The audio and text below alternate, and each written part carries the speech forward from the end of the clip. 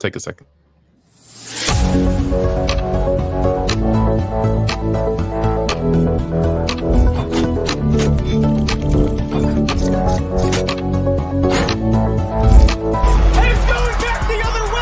Put on a suit, drink water, don't drink and drive. Game over! Take it light. Okay.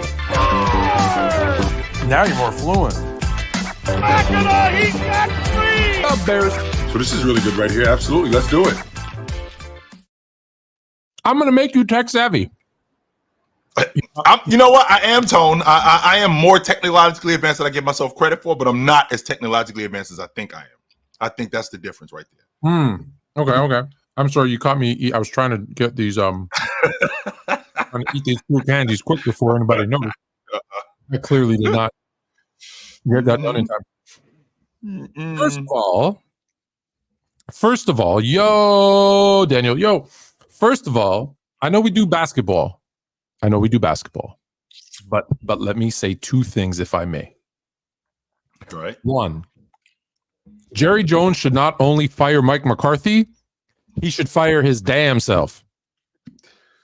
That is disgusting what I watched this weekend. Disgusting. Hey, Tone, like, if I'm not mistaken, isn't that like twice in like 4 weeks they've gotten blown out by 4 touchdowns twice in 4 weeks? Because they got smoked by New Orleans. Yep. Smoke. They can't stop anybody on defense. Not only can they not stop anybody on defense, their offensive line is garbage. Dak holds onto the ball way too long. Their running game is non-existent. Shannon Sharp said, I think I could rush for 5 yards against that Dallas defense. And then he backpedaled and said, well, maybe 2. Nah, Shannon, I think we could all go for 5. He got a bad hip too. Shannon got a different hip. I got a broken back. I'm telling you, I still go for 4 or 5 yards per carry.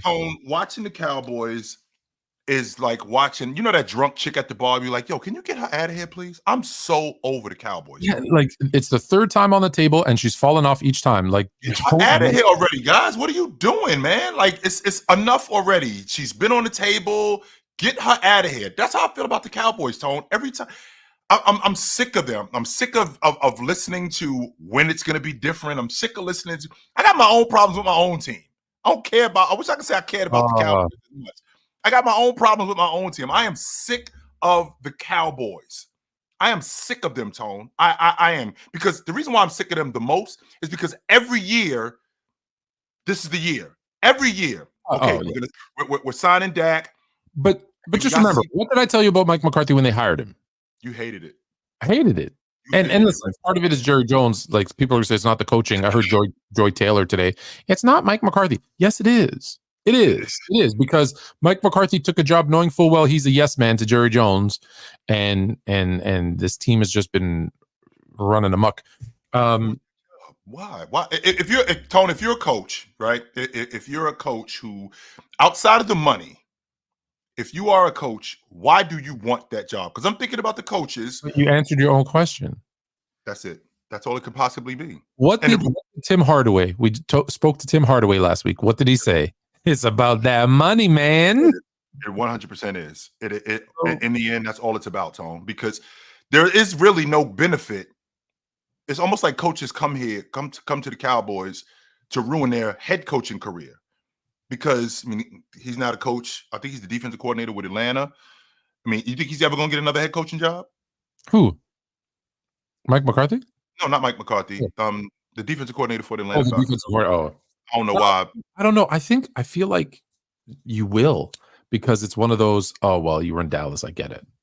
No, Tony, I think that's the problem right there. It's in fact, it's the opposite of that. It was like, oh, you were in Dallas? Oh, well, wait a minute. I don't know if we want to. I don't want to. Yeah, maybe. I don't know if we want to be a part of that, because it's the Cowboys. The reason why I'm so Jason Garrett got a job, not a head coaching job, right? And he's you're right. Maybe you're right. Maybe after being man, it's almost like you go to the Cowboys to die, and every year. It's almost like it was with the Knicks when the Knicks were losing 50 games a year and they were selling us every year. Okay, this is the year we're making the playoffs. This is the year we're making the playoffs. And his team is just garbage every year. And I don't think it's just Jerry Jones, because it's a bunch of people who work for him. It's just because I'm the check signer, Tone, that doesn't mean that I am the end all be all. He's got to answer to some people. He's got a board that he has to answer to. So because of that, I don't know how much he has to answer to them, but he might not. But there are some people who I've always felt like this, Tone. I don't care if it's the president of the United States or the janitor that works in the building that you work in. Everybody has somebody that when they talk, that person listens. They might not do everything they say, but when they talk, this person listens. I don't know who that guy is for Jerry Jones, but he knows where the bodies are buried. He knows where the tapes are. He knows where the phone cut. He knows, and he's been through the ringer with Jerry, right? So because he's been through the ringer with Jerry, he's the one who's going to be honest with Jerry. He's not a yes man. How old is Jerry? He's got to be close. He's got to be in his mid-80s now. 197. I don't know. Something close to that, Tone. I was thinking he's at least in his mid-80s. Because of that, here we are again with this. It's almost like, okay, next year. What's the plan with this team? He's 82. He is 82. 80? He is, so he's in his early 80s. October 13th. So he just turned 82. That was Sunday. That's my mother's birthday. Yep. Oh, that was Sunday. There you go. Yep. That was Sunday. So I just feel like with Jerry Jones, it's smoke and mirrors every year. That's why I don't take the Cowboys serious. That's why I'm over them, Tone. They have no running game. They can't stop anybody. They're selling wolf tickets every year. They have an above average quarterback who they try to sell is elite. He's not. They have an above average. They had an above average defense. It just went the other way. It's garbage now. I'm just over the Cowboys, Tone, more than anything. I'm over them. I am. Yeah, and it's I've never been a Cowboy to be under. I know because you're over them, under them. I've always said since the 90s, this team is just living off the 90s fame because they haven't done anything since. And I think when you have an owner as your GM, you're already, has that ever worked? Has it ever worked? I don't even know if that's ever happened before. It may not have ever happened before. So yeah, so I think we're all over the Cowboys. I'm sorry, Cowboy fans. We still them boys? I don't know. How do you feel? You said you have your own issues to deal with. Okay, so Jordan Mason. You're talking about Christian McCarthy. I ain't even talking about Christian McCaffrey because he was already banged up when he was in Carolina. So I got lucky last year with him being able to hold up due to health. But then now we're back down to earth. But that's not the bad part about it. The bad part about it is, Jordan Mason, he's got a screwed up shoulder. So we're looking at a couple of weeks where he may be out. So now we're down to our third string quarterback, right? Now we're down to our third string running back. Down to our third string running back. Our defense hasn't been terrible, but we got Patrick Mahomes coming into town on Sunday. I mean, we got to go see Patrick Mahomes on Sunday, and you know how I feel about them, Tone. They're the boogeyman. They are LeBron James in the East. That's what they are. I don't want nothing to do with them, nothing whatsoever. And I don't know what's going to happen with Christian McCaffrey. Tone, you know how I feel about calf injuries and heart injuries, or the calf and the heart. I don't play with that stuff. And the idea is Christian McCaffrey could be back in 6 weeks. Okay, well, we're coming up on week 6. Because we're 3-3 now, and I haven't heard of him practicing with the crew. No, and they said another couple of months. This is what I'm talking about. So I wouldn't be surprised if he missed the whole season. Yeah, that would not surprise me if he missed the season off the strength of what it could be. And I don't want that to happen. I don't want him to tear his Achilles, and then not only do we lose him for the rest of the season, we lose him next season too. Nah, I'm really not trying to hear that. No. I'm not trying to hear that at all. So I think we solid at the quarterback spot. Right? I think we're good at the quarterback spot. I have no issues with my quarterback. I got no issues with our offense. Overall, my running game is a problem, a huge problem. Fluent, how you feeling about Adams to the Jets? I'm upset, but I'm happy. So I'll first tell you why I'm upset. I don't like being wrong, and When I first heard that there was some tension in Raider Nation, my first thing was he should get traded to the Steelers, who could use a number 1 wide receiver to help out my boy. Because I still feel for Justin Fields, and I think a guy like Devontae Adams could really help Justin Fields. And I thought a draft pick and the return of a Russell Wilson Because let's be honest, Gardner Minshew's your quarterback. I'd rather have Russell Wilson as a gap quarterback because clearly Justin Fields has won the starting role. He's going to be the starter for this team, which I said in the offseason anyways. Mm-hmm. I thought Russell Wilson's still an upgrade from Gardner Minshew as a gap quarterback. So I thought it just made too much sense for that not to happen. Now, reuniting him with Aaron Rodgers, okay. I think that's going to help Aaron Rodgers. I think it's going to help Devontae Adams. I think it's going to help Mrs. Fluent, who has Devontae Adams in her fantasy team. So you know, it's I think it's a good move for a Jets team that needed to do something. So good. I think it works out for everybody. Unfortunately, Tone, I disagree with you with your sentiments of Russell Wilson. I think he's over. I think Russell Wilson. No, I agree he's over. However, Minshew. However, I think keeping him on the roster and pushing that narrative that he could be in the starting lineup and just keeping Justin Fields on his toes, I do think that helps Justin Fields' development. What I don't like is them. What I'm not trying to hear is them yanking Justin in and out of the lineup. No, we're not doing that. Don't want that. But the idea that, you know, Russell is here and he's quote unquote lurking and okay, he's back on the active roster, I do think that helps. But Tony, if we're going to be honest, since we're being honest, why did Devontae Adams go to Vegas? He went there to get paid, Tone. No. He went there to get paid, Tone. Green Bay wouldn't pay him. He was reuniting. Obviously, things were coming to an end in Green Bay for Aaron Rodgers, and he wanted to reunite with his college quarterback, Derek Carr, who lasted about 15 seconds. With all of that being said, he went there to get paid. They paid him the most. I think Derek Carr was an incentive. Okay, my college quarterback is here. But he could have gone anywhere. At that point in his career, everyone would have given Devontae Adams that money. Right. So he goes to the Raiders. It just so happens that my college quarterback is here. That does help. And I'm going to go play for the Raiders because they're going to pay the most. So I'm going to go play there. Now, for him to get back with Aaron Rodgers, okay, Tone, we've seen movies like this, and it looks good on the surface. Can we at least be honest about who Aaron Rodgers is at this point? Like, Aaron Rodgers isn't what he is what he was 2 years ago. Just 2 years ago. He's not. I'm sorry, right. Tone. He's gonna have his moments where people think it's still him, like a few weeks ago. Yeah. Where, it's Aaron Rodgers of old. No. It's just old Aaron Rodgers. And let's be honest. Who is Aaron Rodgers? He's a great regular season quarterback. Cool. Who won one Super Bowl 20 years ago on the strength of his defense. He only gets to the Super Bowl because he played against a third-string quarterback and his defense got a pick six to win that game for him because he played terrible. Terrible. You can't lose to Russell Wilson when he throws 3 interceptions. I was talking about when he won his Super Bowl, he beat the Bears. And I know that in 2011. I was in Chicago. Jay Cutler's hurt. The backup quarterback's hurt. Mm-hmm. It's the third-string quarterback and B.J. Raji. And B.J. Raji. Mm-hmm. That's what got you to your one and only. So, look, statistically, MVPs, he's great. But we judge the elite by winning rings. We just do. Like it or not, we do. Yeah. He got one. One. Listen, so my other beef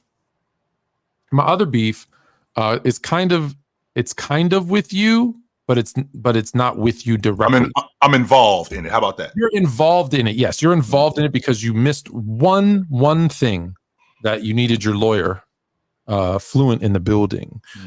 Because you know what I forgot? Happy Thanksgiving to everybody in Canada yesterday. I just heard about that yesterday. Yeah, you just heard about it?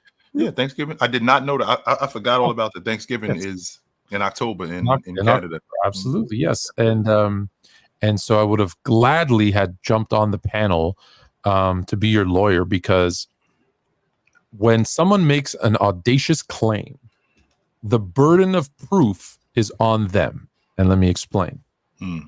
Nobody outside of Oklahoma City Thunder fans, and I don't know when this clip is from, so it might not have been from yesterday's show, but no one outside of Oklahoma City fans had them finishing in the top 4 last year. Nobody.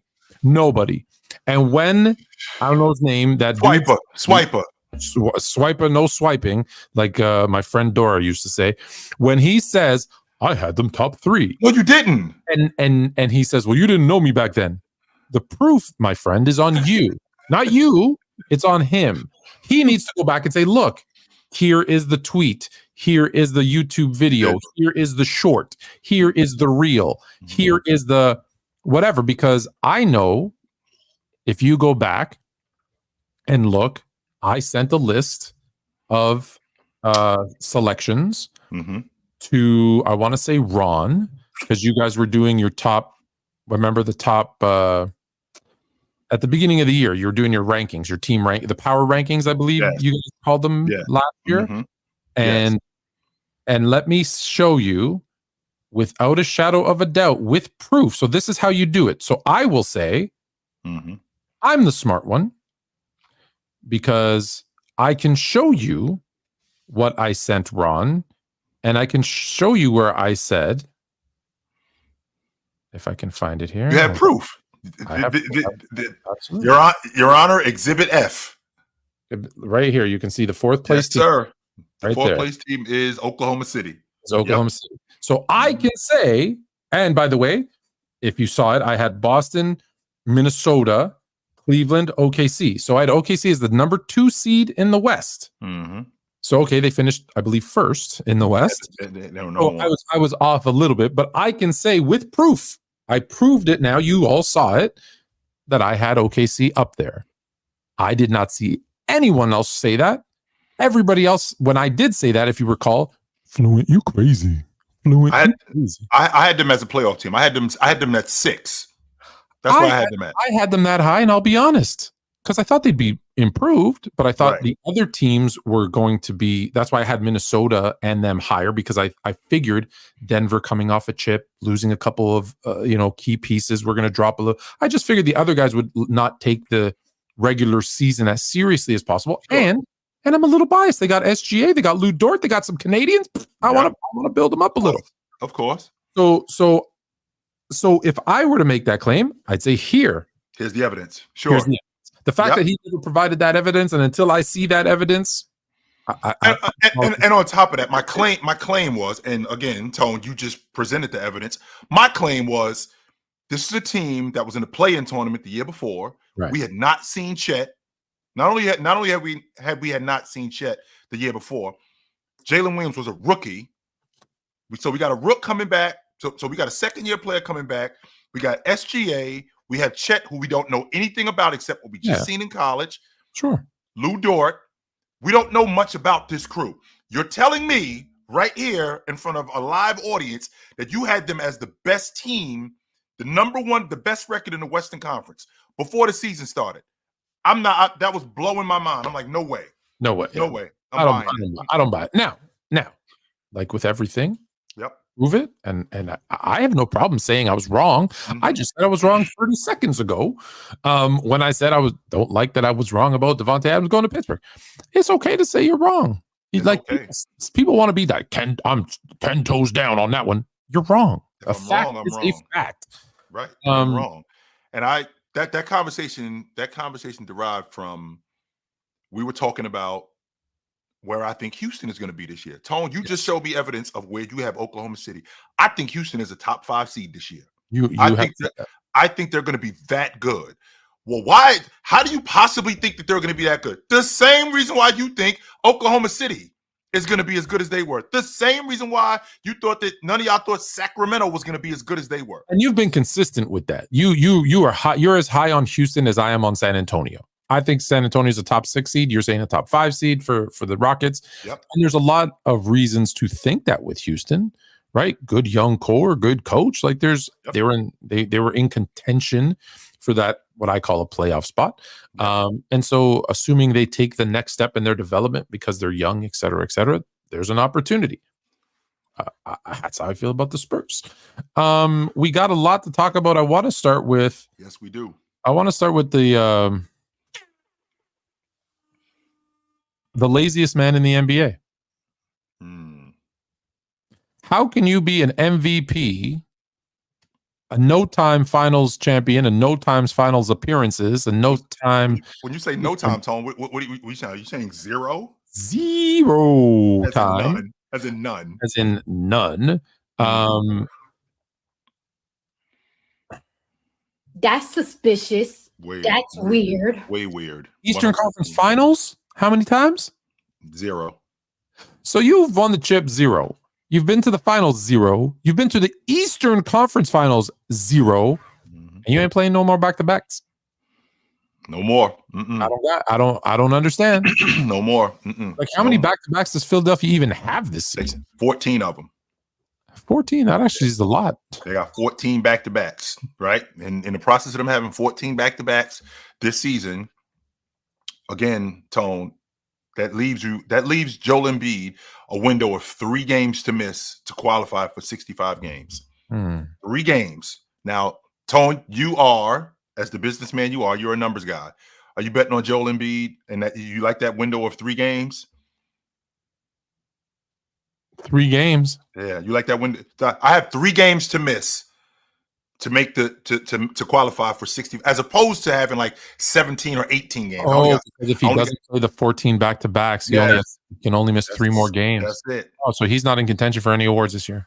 0. No league MVP, no All NBA, no league MVP, no All NBA, no. And by the way, Tone, this isn't an experiment. This is him telling me that I don't see myself playing any back-to-backs for the rest of my career. Like, we're done with that. You're done playing back-to-backs. So because you're done playing back-to-backs, am I going to get, let's say I get 50 games, 55 games out of you, and you end up winning the NBA championship. Do I have to talk about him like I talk about Shaq because they won an NBA championship? Like, do I have to talk about him like I talk about Olajuwon?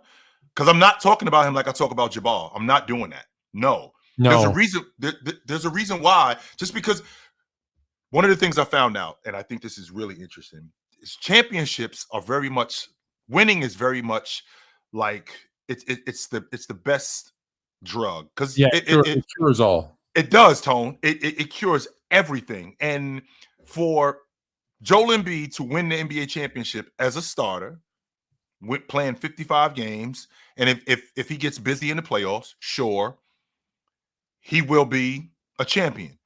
But that only checks one box. When we're talking about being great, winning doesn't check all the boxes. No, it only checks one box. I take it a step further. Winning only checks the last box of being great.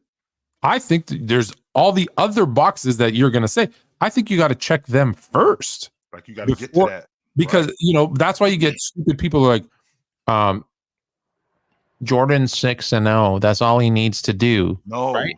That's dumb. And then the next guy is even dumber and says, well, Robert Horry won 7.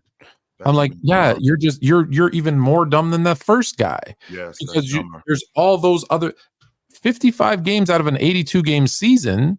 Listen, I discredit rings that come in shortened season a little bit already. But now you're going to tell me you had an opportunity to play more and you played less? No, no. That's why I didn't like, I always bring this up when people say, 90, I want to say 98, Scottie Pippen was all defensive team. He played 44 games. That was it. That's 44 games. That's all you got out of him. He missed half the season. Alex Caruso making the all defensive team. He's a really good perimeter defender, like great perimeter defender. Yes, that's correct. When he comes off the bench, he plays 17, 18, whatever it was that year, minutes a game. Yep. I can look better in a shorter period of time, especially on defense. Right? Like if someone played 19 minutes a game and they put up 27, 7 and 7 in 19 minutes offensively, I'd be like, all right, that's pretty good. But to go play elite defense for 15 minutes versus, hold on, let me add another part. I don't know how many minutes it was, so I'm going to use 20. It was 24 exact. It was actually 24 minutes. Well, approximately half of that time was spent on offense. So you had to play 12 minutes of defense, and are you the primary defender that whole 12 minutes? There's 5 other guys on the court. Well, wait a minute, Tone. Hold on. Let me I'm not going to even divide it by 5. I'm going to give you the benefit of the doubt and say half of that is your responsibility. So you played elite defense for 6 minutes? Well, let's take it a step further. Well, number one, he's not the only one. Like Dennis Rodman came off the bench in the 89-90 season, and he won defensive player. No, I'm using him as an example because sure. Michael Cooper did the same thing. But to your point, like Alex Caruso, I think he played almost 24 minutes. I think he played almost 24 minutes. With him doing that, Tone, it's not like he played 24 straight minutes. No, it was 5 minutes here. Right. It was 7 minutes here. We put him in the game in the fourth, in the last 6 minutes of the game. That's when he played, and that resulted in him being the defensive player of the year. I say that all defensive. Oh, you're talking Caruso? I'm talking about Alex Caruso. That resulted in being an all-league defender. I say that to say, with Joel Embiid, when you are only playing X amount of games, to your point, when you check this box, there's other boxes that have to be checked. For example, did you dominate? Okay, well, dominating, when you're talking about being great, what's the one component that's always there when you talk about being great? Consistency. Like you can always count on Olajuwon. You can always count on Shaq. And I don't know if you know this, Tone, which I thought was pretty impressive. Joel Embiid, at this point of his career, just finished year 8, right? He's going into year 9. Shaq, at this point in his career, has played over 140 more games than him. Olajuwon has played 161 more games than him at this point in his career in year 8. That's 2 seasons more than him. At this point, at the end of year 8, that's what we're doing. Olajuwon has over 2,500 more rebounds than him at this point in his career. Shaq has, I believe, over 1,500 more points than him at this point in his career. You want me to talk about you, and the reason why they have that is because they're there. They're available. And you want me to talk about you like I talk about this guy, that guy, and the all-time greats, because in the next 3 years, which I think, by the way, that's all I'm going to get at you at this level, Tone. I don't think I'm going to get any more from him at this level. I think I'm going to get 3 more years, and I think that's it at this level. Is he going to be over? I'm not going to say over, but I think at this level, I think I'm only getting 3 more years at this level.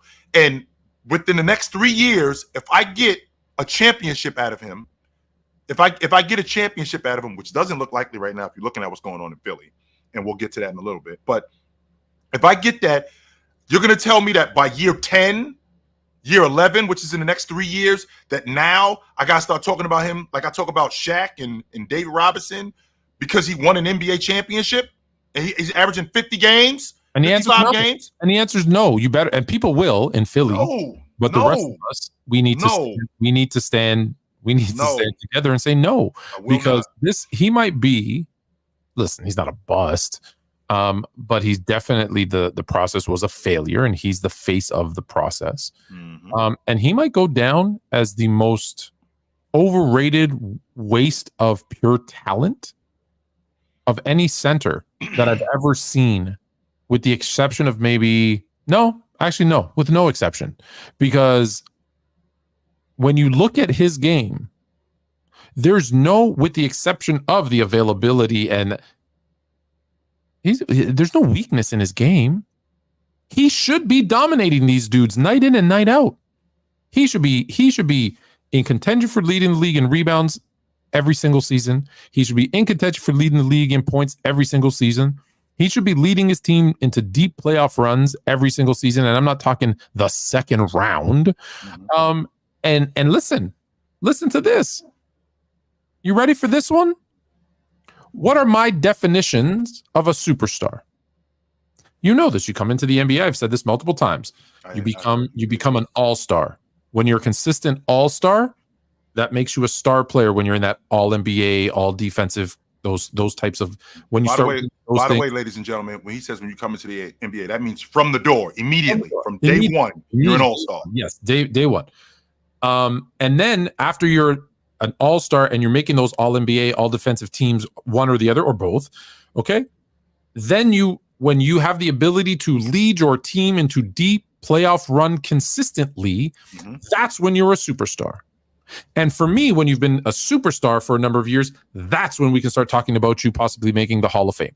I know that's going back to my Hall of Fame judgment, why I think there's too many people in it. But let me go back to that step. As far as superstar status, for me, which is, and that's why I say there's only like 3 or 4 guys in the league at any given time that are superstars. Mm-hmm. He doesn't meet all the criteria because he's not been consistently leading his team into deep playoff runs. He's not been consistently available. I think that's the difference right there, Tone. So maybe Joel Embiid is not a superstar. I think he's a franchise player. I think that he's good enough in terms in everything that you said in terms of his talent. I second that. I think he's good enough in terms of a talent. I think he's good enough to take his team to an NBA championship and win it. I think he's that good. I do. He hasn't. And my point is this. Just pause for a second there. I'm going to use an example that people can relate to. Chris Bosh was on a horrible Toronto Raptors team. I mean, struggling to make the playoffs. But let's be honest. His number 2 was Jorge Garbajosa. His point guard was Jose Calderon. Like he had no help. It was him. If we would have thrown Tyrese Maxey, Jimmy Butler, Tobias Harris, James Harden, these guys at that Toronto team, you don't think they would have been good enough for Chris Bosh to go to the second round? Or maybe even the conference finals, especially during that time. No. But you just want to stay in the semifinals. Joel Embiid has been. So could they get into the second round? Well, yeah, sure. So is he a superstar? Well, no. So what has Joel Embiid done other than statistically looks great? Eye test, he looks fantastic. Can't get past the second round? And let's not say he hasn't had help.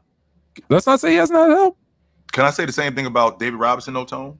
I mean, when David Robinson was coming up, I mean, he couldn't get past the second round in a nightmare of a Western Conference. I won't argue that 100%. But David Robinson in that, let's be honest, we don't have him as a superstar status. But on the flip side to that, David Robinson, I feel like he was more durable and he was there more. I would pick David Robinson over Joel Embiid. Yes, I feel like he was there. I feel like he was more durable. I feel like he was there more, and I feel like the games that he was playing, I think that his impact was a lot larger. I feel like his impact was larger than it was than Joel Embiid. Tone, there's no way you're selling me that maybe Joel Embiid is Tim Duncan. Maybe Joel Embiid is David Robinson. He just needs he needs to be the number 2. Maybe that may be the case, Tone. Because if I'm thinking to myself, if I'm thinking about David Robinson, and I'm thinking about him having, let's say, the Phoenix Suns, and down 3-2, and he has them in his building in the elimination game. I don't think he lets them out of it. I don't think David Robinson lets the Phoenix Suns out of San Antonio with a win. I don't think he's letting Utah out of San Antonio with a win, and we're up in the series. I don't think he's doing that. I think David Robinson blocks Kawhi Leonard's crazy shot from the corner, which was a travel. He might get to that, no doubt about it. I just don't. What I don't want to do, Tone, is I'm not trying to hear talking about this dude. Y'all not gonna make me talk about him like I talk about Shaq. Y'all not. If he wins over the next 3 years, because now you're load managing him. Now you have him on a minutes restriction. I'm not trying to hear that only just because you got to the playoffs and he got busy and he only played 50 games. So now I got to talk about him like I talk about Shaq. Now I got to talk about him like I talk about Lajuan. Now I got to talk about him like I talk about Jabbar and Chamberlain and those guys. No, I'm not doing that. I will not do that. Not for a guy who at the same time as Shaq in his career has done less. No, I've never been in on Joel Embiid, so I'm officially out on Joel Embiid. Snap back to reality. Speaking of snapping back to reality, some things just, we see the same story repeat itself. It's like history over and over and over. And we're going to stick on the 76ers. I'm sorry, Philadelphia fans, because I told you this team wasn't going to be good. And now, and they said, you watch, Paul George, you watch. Paul George going to be like Indiana Paul George. Paul George will be like Indiana Paul George. Paul George is out. Oh, boy. And listen, I don't want anybody to get hurt, and that's not the reason why I thought they were going to be bad, although I did say, even if it's best case scenario, Embiid and him are going to play about 50 games anyways. Right. And he's already now hyperextended his knee. Mm-hmm. What are your What are you hearing? What are you seeing? What are your thoughts? You just mentioned it, Tone, about history repeating itself. We just saw this movie 2 years ago when he missed the playoffs because he hyperextended his knee late in the season, and they ended up missing. He ended up not being able to play in the playoffs, and Kawhi Leonard ultimately breaks down later on in those playoffs. And shocking. Yeah, Kawhi Leonard ultimately breaks down in those playoffs. And then now what does that leave us? That leaves us with Russell Westbrook by himself. So here we are again 2 years later in a preseason game, which I'm trying to make sense of. Well, he shouldn't be playing in preseason games. Well, if he doesn't, he's gonna if you're gonna get hurt, if you think you're gonna get hurt, it's gonna happen anyway. So if this happens in a preseason game or if it happens in the middle of December, it's gonna happen, right? So there is no I don't think there's a formula for preserving guys. Either you are available or you're not. So with Paul George, with this knee injury, I think that we're in the same space that we were when he was with the Clippers, because now we are, and on top of that, he's older. And now I have to get myself back in shape because he's going to be out of the lineup for a while. In addition to him being out of the lineup for a while, we're going to manage Joel Embiid, which, by the way, Tone, in an Eastern Conference, which is much better today than what it was years ago. So you don't have the luxury of falling in the hole like you did before, where you can make up 5 games. I mean, the Cleveland Cavaliers, who I'm really high on, the Cavs last year, they were 2 games out of the 2 spot, and they finished 4. So you could start the season 3-9. Philadelphia could do that. Now, I was looking at their roster, and I'm thinking to myself, Tone, who is their start? Let's just say for the sake of argument that Paul George was healthy. Who is their starting 5? I got Maxey at the 1. Am I starting Eric Gordon at the 2? Am I starting Kelly Oubre at the 2? Who am I starting at the 2? Because Melton's gone. So am I starting Kelly Oubre at the 2? Am I starting Paul George at the 3? Who am I starting at the 4? Because Tobias Harris is gone. Yeah. And then I have Joel Embiid at the 5. So of the starters that I had, of the guys that I have, the only guys that I'm thinking to myself, here's who they're starting. I have their depth chart. Okay. So let me give you who at least they're projected starting 5 would be. So Maxey at the 1, Oubre at the 2, Paul George, who is out, at the 3. Caleb Martin at the 4. And Embiid and Joel Embiid at the 5. So how you feel about that 5? Well, I've already told you how I feel about that 5. They're going to be a playing team. I don't like that 5 at all. And just think about it. Not only is that a playing team, that's if they're all healthy. Right. So right now you can see it. Paul George is out. Joel Embiid is out. So we're going to have Kelly. Well, no, you can't even have Kelly Oubre starting at the 2. He's the backup small forward. You're going to go to the 3rd string small forward because Oubre is the shooting. KJ Martin. So you're going to have a lineup where Tyrese Maxey is your best player starting at the 1. Oubre is your 2. KJ Martin is your 3. Caleb Martin, no relation, the Martin brothers, at your 4. And this guy, the most delusional human being in NBA history, starting at center. Just do one job, and that's help this team win. You want me to say it again? You want to record that? Yeah, I'm the best rebounder ever. No, you're not. What'd he say? No, you're not. No, you are not. Record that. Yeah, I'm the best rebounder ever. No, you're not. Ever. No, you're not. You're going to have him as your start. That's a lottery team. That's a lottery team. We garbage. We're starting the process over again. And then trash. And you can't just go with the 5. Who's the backup? And I love this dude. 75-year-old Kyle Lowry. Kyle Lowry at the 1. Let's see. Eric Gordon at the 2. Eric Gordon is backing up at the 2. Ricky Council, the 4th, is your backup. Now it's small forward with him out. Yes. You know who your backup power forward is? I can't even say this name. Grosjean Yabusele. Yeah, that's the French dude. He was on the French national team. Grosjean Yabusele? That's the dude who dunked on James in the Olympics. Oh, so he's gonna be out of the league because he's not allowed to dunk on James.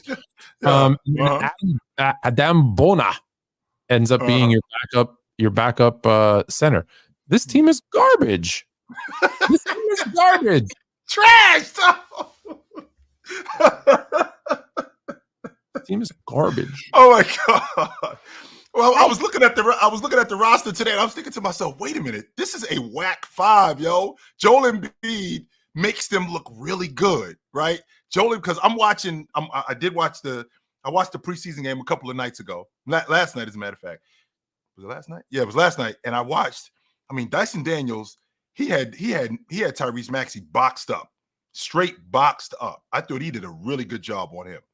Don't forget, I got to call it out every time we bring up Dyson Daniels' name. That Fluent Jr. tells me about this guy I've never even heard of, Dyson Daniels, and he says, "You watch, Daddy. That dude's going to be an all-defensive team member by his 5th or 6th year in the league." So I don't know what year he's in now, but I'm seeing glimpses of it. I'm like, how the hell did you know that? Like, good for you. Yes, he had Maxey boxed up last night. I thought he did a really good job on Maxey. Now, why Joel Embiid wouldn't be available for the beginning of the season is beyond me. And the reason why I'm saying that is because, Anthony Edwards played in the Olympics. He looks fantastic, just from a health standpoint. Yeah. He looks great. I know he's younger. Sure, I can get with that. But Jason Tatum, he played in the Olympics. He looks great, just from a health standpoint. Steph Curry, I've seen him in practice. He looks great. The question is why aren't you available? What if opening night is next Tuesday? A week from tonight, Tone, is opening night. So because it's a week from tonight, why aren't you available? You were just playing in the Olympics. There's no way you got out of shape that quickly. In fact, you came into camp 20 pounds lighter. I think he was 20. I think he's 20, 25 pounds lighter. So because of that, I have to think that they're managing him. Otherwise, there's no reason why you shouldn't be on the floor. Of course, yeah. They're managing him. That's you hit the nail on the head. You don't even have to. That's it. That's what they're doing. We know that's what they're doing, and so be it. I won't do it, Tone. I won't. I will not talk about him like that. I can't. Nope. Let us take a break from the Sixers, because really, who wants to talk about the Sixers anymore? And we'll take a quick break, and we're going to come back with the expansion draft. Yes, you'll understand what I'm saying in 10 seconds.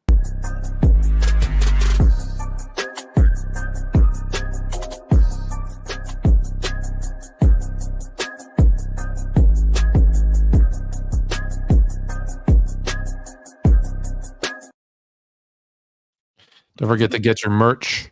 All right, here we go. Expansion draft time. Here's how it's going to work. So, Chill has been granted his dream.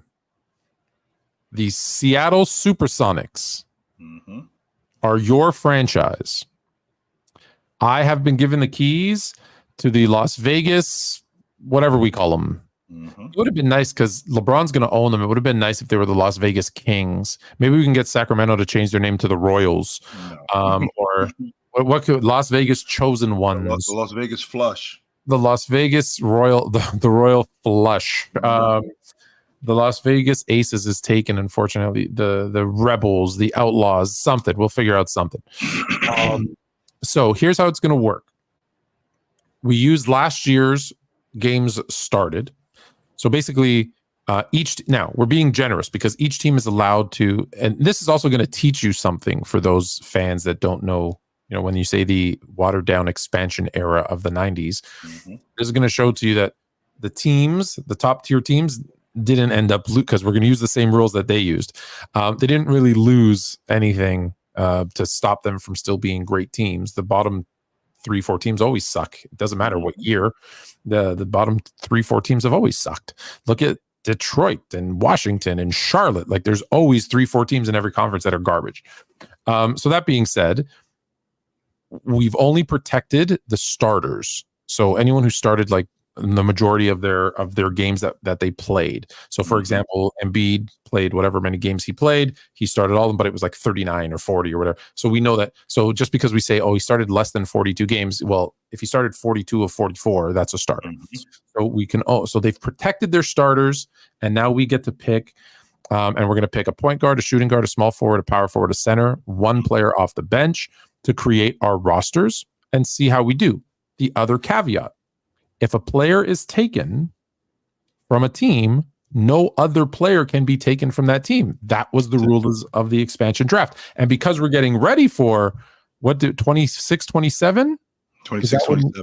26, 27. We're not that far away. So we're going to think 27, 28, Tone. 27, 28? I want to make sure I won't give you no bad information, Tone. I want to make sure that I give you 27, 28. Mm-hmm. Now, I'm really scared to do this because I know who I want with the first overall pick. But since I have your name here first, I'm going to have you pick your first player. So what I need to do is tell me the player, what position you want them at, and then what team that they're currently on. Yep. So what I did, Tone, was like we talked about. I went over a bunch of these guys. I went over every team, and I'm trying to figure out who exactly am I going to start my franchise with. Like who I'm starting a franchise. Who do I want to be the face of my franchise? And of the guys that I saw, I think this kid Anthony Black at the point guard. I think he's going to be a star. I'll take Anthony Black. That's Orlando, yeah? Yes, sir. I'll take Anthony Black. All right, Anthony Black. Yep. Orlando. All right, that's actually a really good pick. Mm-hmm. Anthony Black is a really good pick. I have a number of options to go with here, but I'm going to build my team around. I want to be somewhat competitive right off the jump, and I think this player is probably a starter on every other team.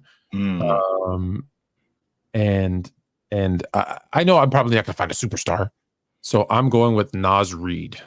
Oh, is he available? He is like again because we were using last year's how many games, but this year he may be a starter with the departure of Cat. With the departure of Cat, but he's not going to be a starter because they're going to because Julius Randle in right yes so he's still coming off the bench yes So now I got to take out my Orlando guys. Thanks a lot. You got to take out if you had anybody from Minnesota. All right, I do. I have to take out anybody from Orlando. Let's see, Tone. So at my shooting guard spot, I had a bunch of guys. Like I said, I picked out a bunch of guys from their teams, and I had guys like Karis LeVert. I had guys like Sam Merrill, but oh man, the guy that you don't have to go in order. You could pick any position you want, but right.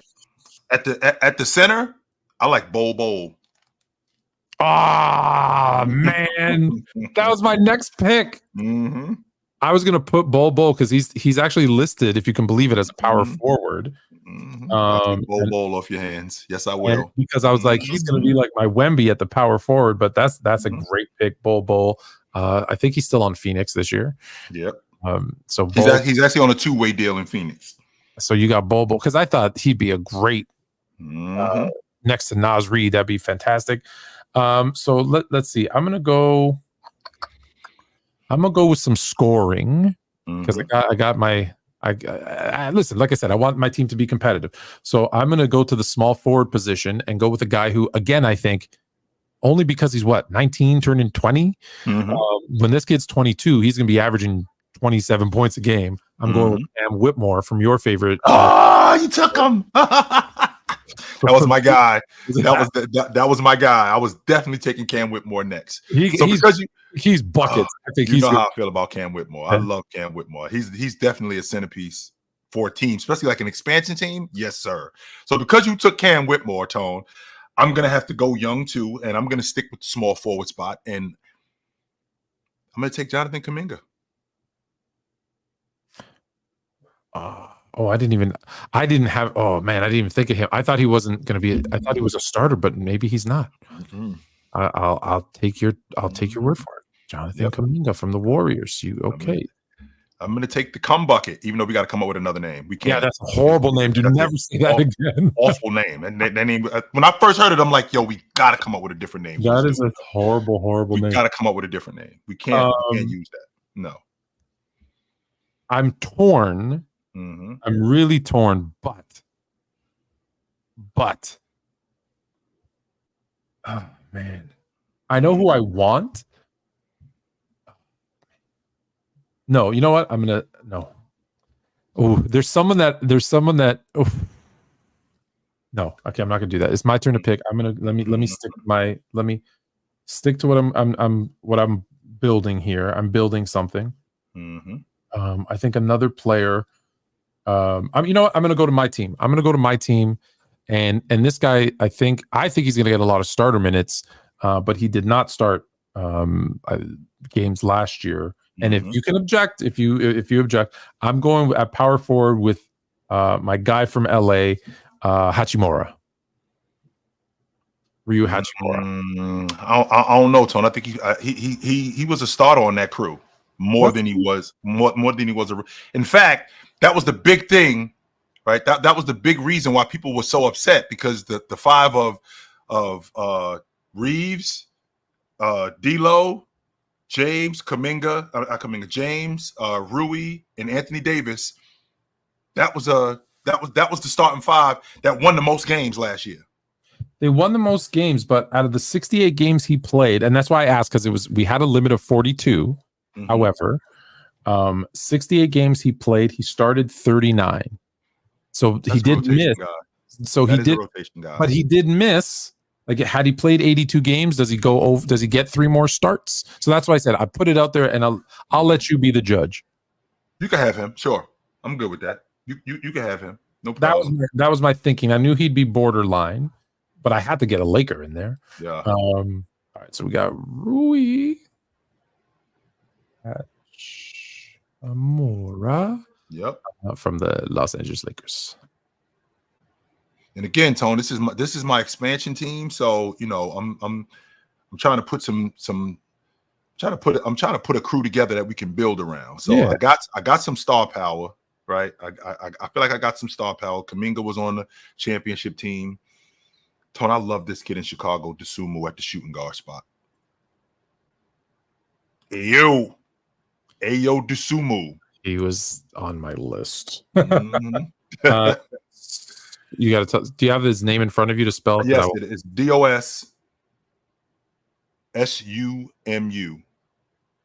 DOSSU? Yes. MU? Like that? DOS. Yes. I want to make sure I spelled it right. DOSUMU. I'm hey, sorry. Yo. DOSUMU. Sumu. DOSUMU. Yep.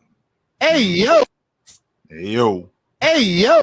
All right, that's a fantastic pick, because he was going to be my shooting guard. So now I got to make a little move. So as I've mentioned, I want my team to be young, but I also want my team to be competitive.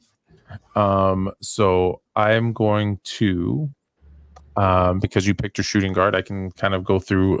Right, I'm weighing. I'm like, do I want like a Bruce Brown, championship experience, good defender? Can I bring him in to be a starter? Do I go with the guy who replaced him in Denver, playing that role in Christian Brown, even though they pronounce his name Braun? I really like Aaron Wiggins. People don't talk about Aaron Wiggins in OKC, I don't think enough. Do I go super athletic with Shaedon Sharpe? Do I go with a little bit more of a veteran presence in Jordan Clarkson? And I ended up going with, and I'm still, you can tell I'm actually not so completely sold. Karis LeVert was another one I was thinking. Yep, but I'm gonna go with the defense. I'm gonna go with Bruce Brown. I like like you said, the championship pedigree, and the defense. That's where I'm going there. All right, Bruce Brown it is. So I need a 4-man, right? I need a 4-man, and I'm thinking about, again, it's Vegas. So can I get a high wire act in Vegas? Can I get a super duper athlete? I already got one in Jonathan Kuminga. Could I get another one? Maybe. I could get one in Obi Toppin. Oh, he was on my list too. Yes, I think I could get one in Obi Toppin. Yeah. Yeah. I'll take him off your hands. All right, so I need a point guard, and then I need someone off my bench. Now here's where I struggle. Because I know the popular choice. I know the choice that people are going to kill me on, but I feel like I'm going to give this guy a shot. It's an expansion team. What's the worst that could happen? He stinks. Okay, we're an expansion team. So we stink anyway. That's what y'all expect. Anyways. Dude, does Brooklyn make him available in the expansion draft, Tone? Hell yeah, they do for the amount of money he's making. And let's not forget, part of me also knows as a GM of an expansion team, the NBA has a floor that I have to spend a certain amount of money. Mm-hmm. So I'm gonna go with Ben Simmons. Like, I think I got defense, I got scoring. I feel really good about my team. And they're all young. Just a year and a half ago, right? We're in October of 2024. This was like late 2022, maybe early 2023. When I talked about Ben Simmons, and I was way wrong. I wasn't wrong. I was all the way wrong about Ben Simmons. And Tone tried to warn me about him. Meanwhile, he's starting his franchise with him.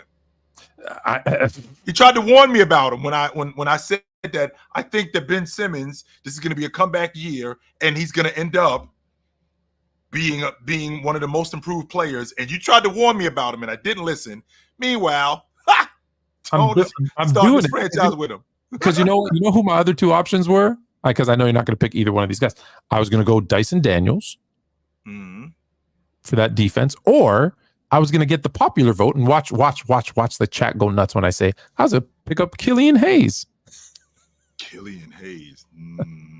And Nembhard, unfortunately, can't pick anybody from Indiana. So yeah, Nembhard would have been Nembhard was going to be my bench guy. But go ahead. So you got anybody you want off the bench? We can even go more guys off the bench too if you want. But for my bench guy, and I'm a big fan of his, and this is out west because I got my lead guard, I got my shooting guard, I got my high wire act because we're gonna be fun to watch. I'm gonna take the kid in Sacramento, Ellis. I love him. Keon Ellis. Keon Ellis, right? Yep. ELLIS. Yep. Sacramento, Keon Ellis. Mm-hmm. All right, so now I can completely go through my list and let me see if there's anybody that I'm gonna say here that you were like, oh, I completely thought about him, or I didn't think about him. And then I'll tell you who my bench guy is. So at point guard, I had Peyton Pritchard, obviously Ben Simmons, Killian Hayes, Dyson Daniels. Like I created a short list for every position. I already went through the shooting guard, so I'm not gonna do that. That's what I have my draft boy right here. Yeah. I got my. I'm a little more digital. Yeah. I got my draft boy right here. I had, I was like, oh, some scoring off the bench, maybe, Bojan Bogdanovic, Torrey Craig, but Chicago's taken. I so badly want to take Juan Wick, just so I can the Spanish John Wick. And then I obviously took Whitmore. Keldon Johnson from San Antonio, excuse me, is another one that I was like, oh, he's a possibility. You picked up Obi Toppin. I did. Bol, Trey Lyles. I'm holding this one name because you're gonna like my pick for sixth man. At the center, right? There's Mo Bamba. I really like this guy out of Atlanta, and I can't say his name. Onyeka Okanau from Atlanta. Yeah, Mars said his name too. I can't say it. I can't say his name, but I like him a lot. Obviously, Franz Wagner's brother. I had him up here too. Yes, I did. Mo Wagner, Tristan Vucevic from Washington. I also had, and this is actually the first one I was gonna pick was gonna be Dario Saric as my backup, but you pick someone from Golden State, so I can't pick him. So I'm gonna go with a vet. Who's gonna keep my boys in line and smack them around when they get out of hand. I had Mark Williams too. Who said Mark Williams from Charlotte? Mark Williams is not going to be available. The reason why he didn't play last year because he got hurt. That's a starter. Yeah, exactly. I had him on my list, but that's why he's playing in what? Yeah, he's playing. Sharp. Yeah. We tried to stay away from those guys because those guys, I knew those guys would be protected. Right. So just like Jaime Jaquez. Jaime Jaquez is not going to be available in expansion draft. Hell no. Right. No. I'm going to go with the guy who's 6th man of the year candidate every year. Put Bobby Portis. I think I had Bobby Portis on my list. Yes, I did. I did have Bobby Portis on my list. Yes. I don't know why I didn't pick Bobby Portis. Probably because he's older. And I'm starting a franchise. I'm starting a franchise with a bunch of young guys. That's what I'm doing. And you know what? I was like, let's have a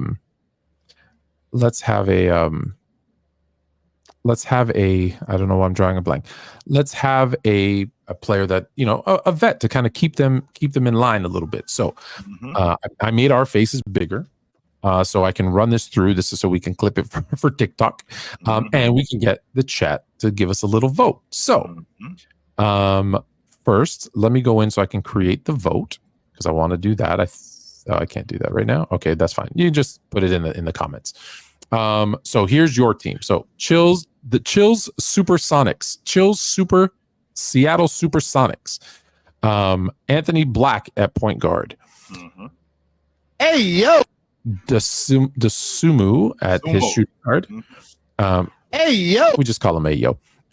Small forward Jonathan Kuminga, whose name I spelled wrong. I cannot live with incorrect spelling. Kuminga, there we go. Kuminga at the small forward. Obi Toppin at the power forward position. Bol starting at center, and Keon Ellis coming off the bench. My team. I got the resurgence, Ben Simmons at the point guard, Bruce Brown, the NBA champion, at the 2, Cam Whitmore, who will lead the league in scoring or at least field goal attempts with my team, at the small forward, Rui Hachimura at the power forward, Naz Reid at center, and Bobby Portis. Did we make any of these teams significantly worse? Can we or did we? Did we? No, I don't think we. I don't think we made them. I don't think we made them significantly worse. But I think that plucking Anthony Black away from Orlando, that does sting. Yeah, I would say that. Now keep in mind, guys, we only allowed 5 people to be protected, which are the starters. Guys, like, let's be honest. Anthony Black's going to be protected. Ayo is going to be protected. Kuminga's going to be protected. Toppin might be available. Bol would be available. And Keon Ellis, I think, would be protected. He will be protected. Yes, he will. So you would have got probably 2 of those guys. Ben Simmons, I think, just because of the money, I think Brooklyn leaves him unprotected. Bruce Brown, I think, is I don't think Toronto protects Bruce Brown. Nah. No, just because of the way their team is constructed right now, I don't think they would. Cam Whitmore 100% is going to be protected. Right. Rui's going to be protected.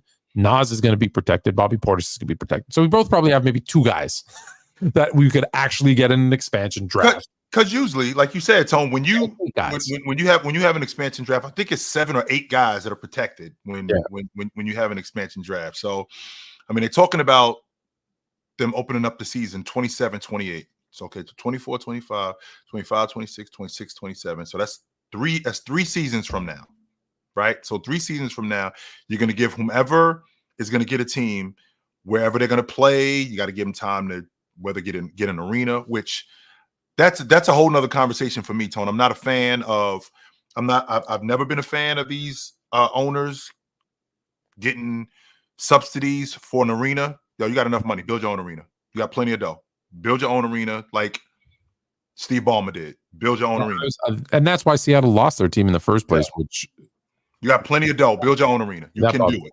Yeah. You don't need city money to do that. You got plenty of money. Steve Ballmer has over 25 or I think he's got like $30 billion. Build your own arena. You got plenty of dough to do it. You do. And you know, that's the interesting thing that you bring that up because the previous, not the arena thing, is that the 8 guys that are protective, maybe down the road when it gets closer to that 20, what did you say? I know you sent it to me. 27-28. 27-28. That's actually so far away. That's too bad. Seattle shouldn't have to wait that long for a team. That being said, down the road, what we should do maybe next year at this time is take the top guys minutes played, the top 8 from the previous season, so you can't pick those guys because those are guys that actually play. So take the minutes guys off the table. Take the top 8 minutes guys off the table. Okay. And see who's left. Who's left. I'm happy with that. That's sure. That's gonna be a bad team. So the next thing, who you want to? Oh no, wait. Did anyone pick? So who won? Yeah. Who won? Yeah. Was it the Seattle Sonics, drafted by GM Chill, Anthony Black, Ayo, Kuminga, Toppin, Bobo, and Ellis, or Team Fluent, Las Vegas, owned by King James, GM Me, Ben Simmons, Bruce Brown, Cam Whitmore, Hachimura, Naz Reid, and Bobby Portis. Let us know who won. Let us know who won. I want to move on. I'm trying to get something, and it's not available because I want to show the picture of it because I think it's important. Because you sent me some Michael Jordan statistics that you wanted to talk about, and I got to tell you, pretty damn impressive if you ask me. Oh, here we go. I think I got it. When I saw that, I was like, "Yo, how about that?" A lot of times now I start to ask the question, like, are these real? Sometimes, right? Sometimes it's almost like some cartoon type of shit. Like, wait a minute, just I see because people, I get tricked all the time, by people, like posting like a quote and then they're like, no, that they actually didn't say that. And I'm like, oh, well, then why the hell did you post it? So, in Michael Jordan's entire career, he faced off against 9 of the top 10 all-time block leaders, 7 of the top 10 all-time scorers, 8 of the top 10 all-time steals leaders, and 7 of the top 10 all-time assist leaders. If you think this era was competitively watered down, then y'all are swimming in the ocean today. Yes.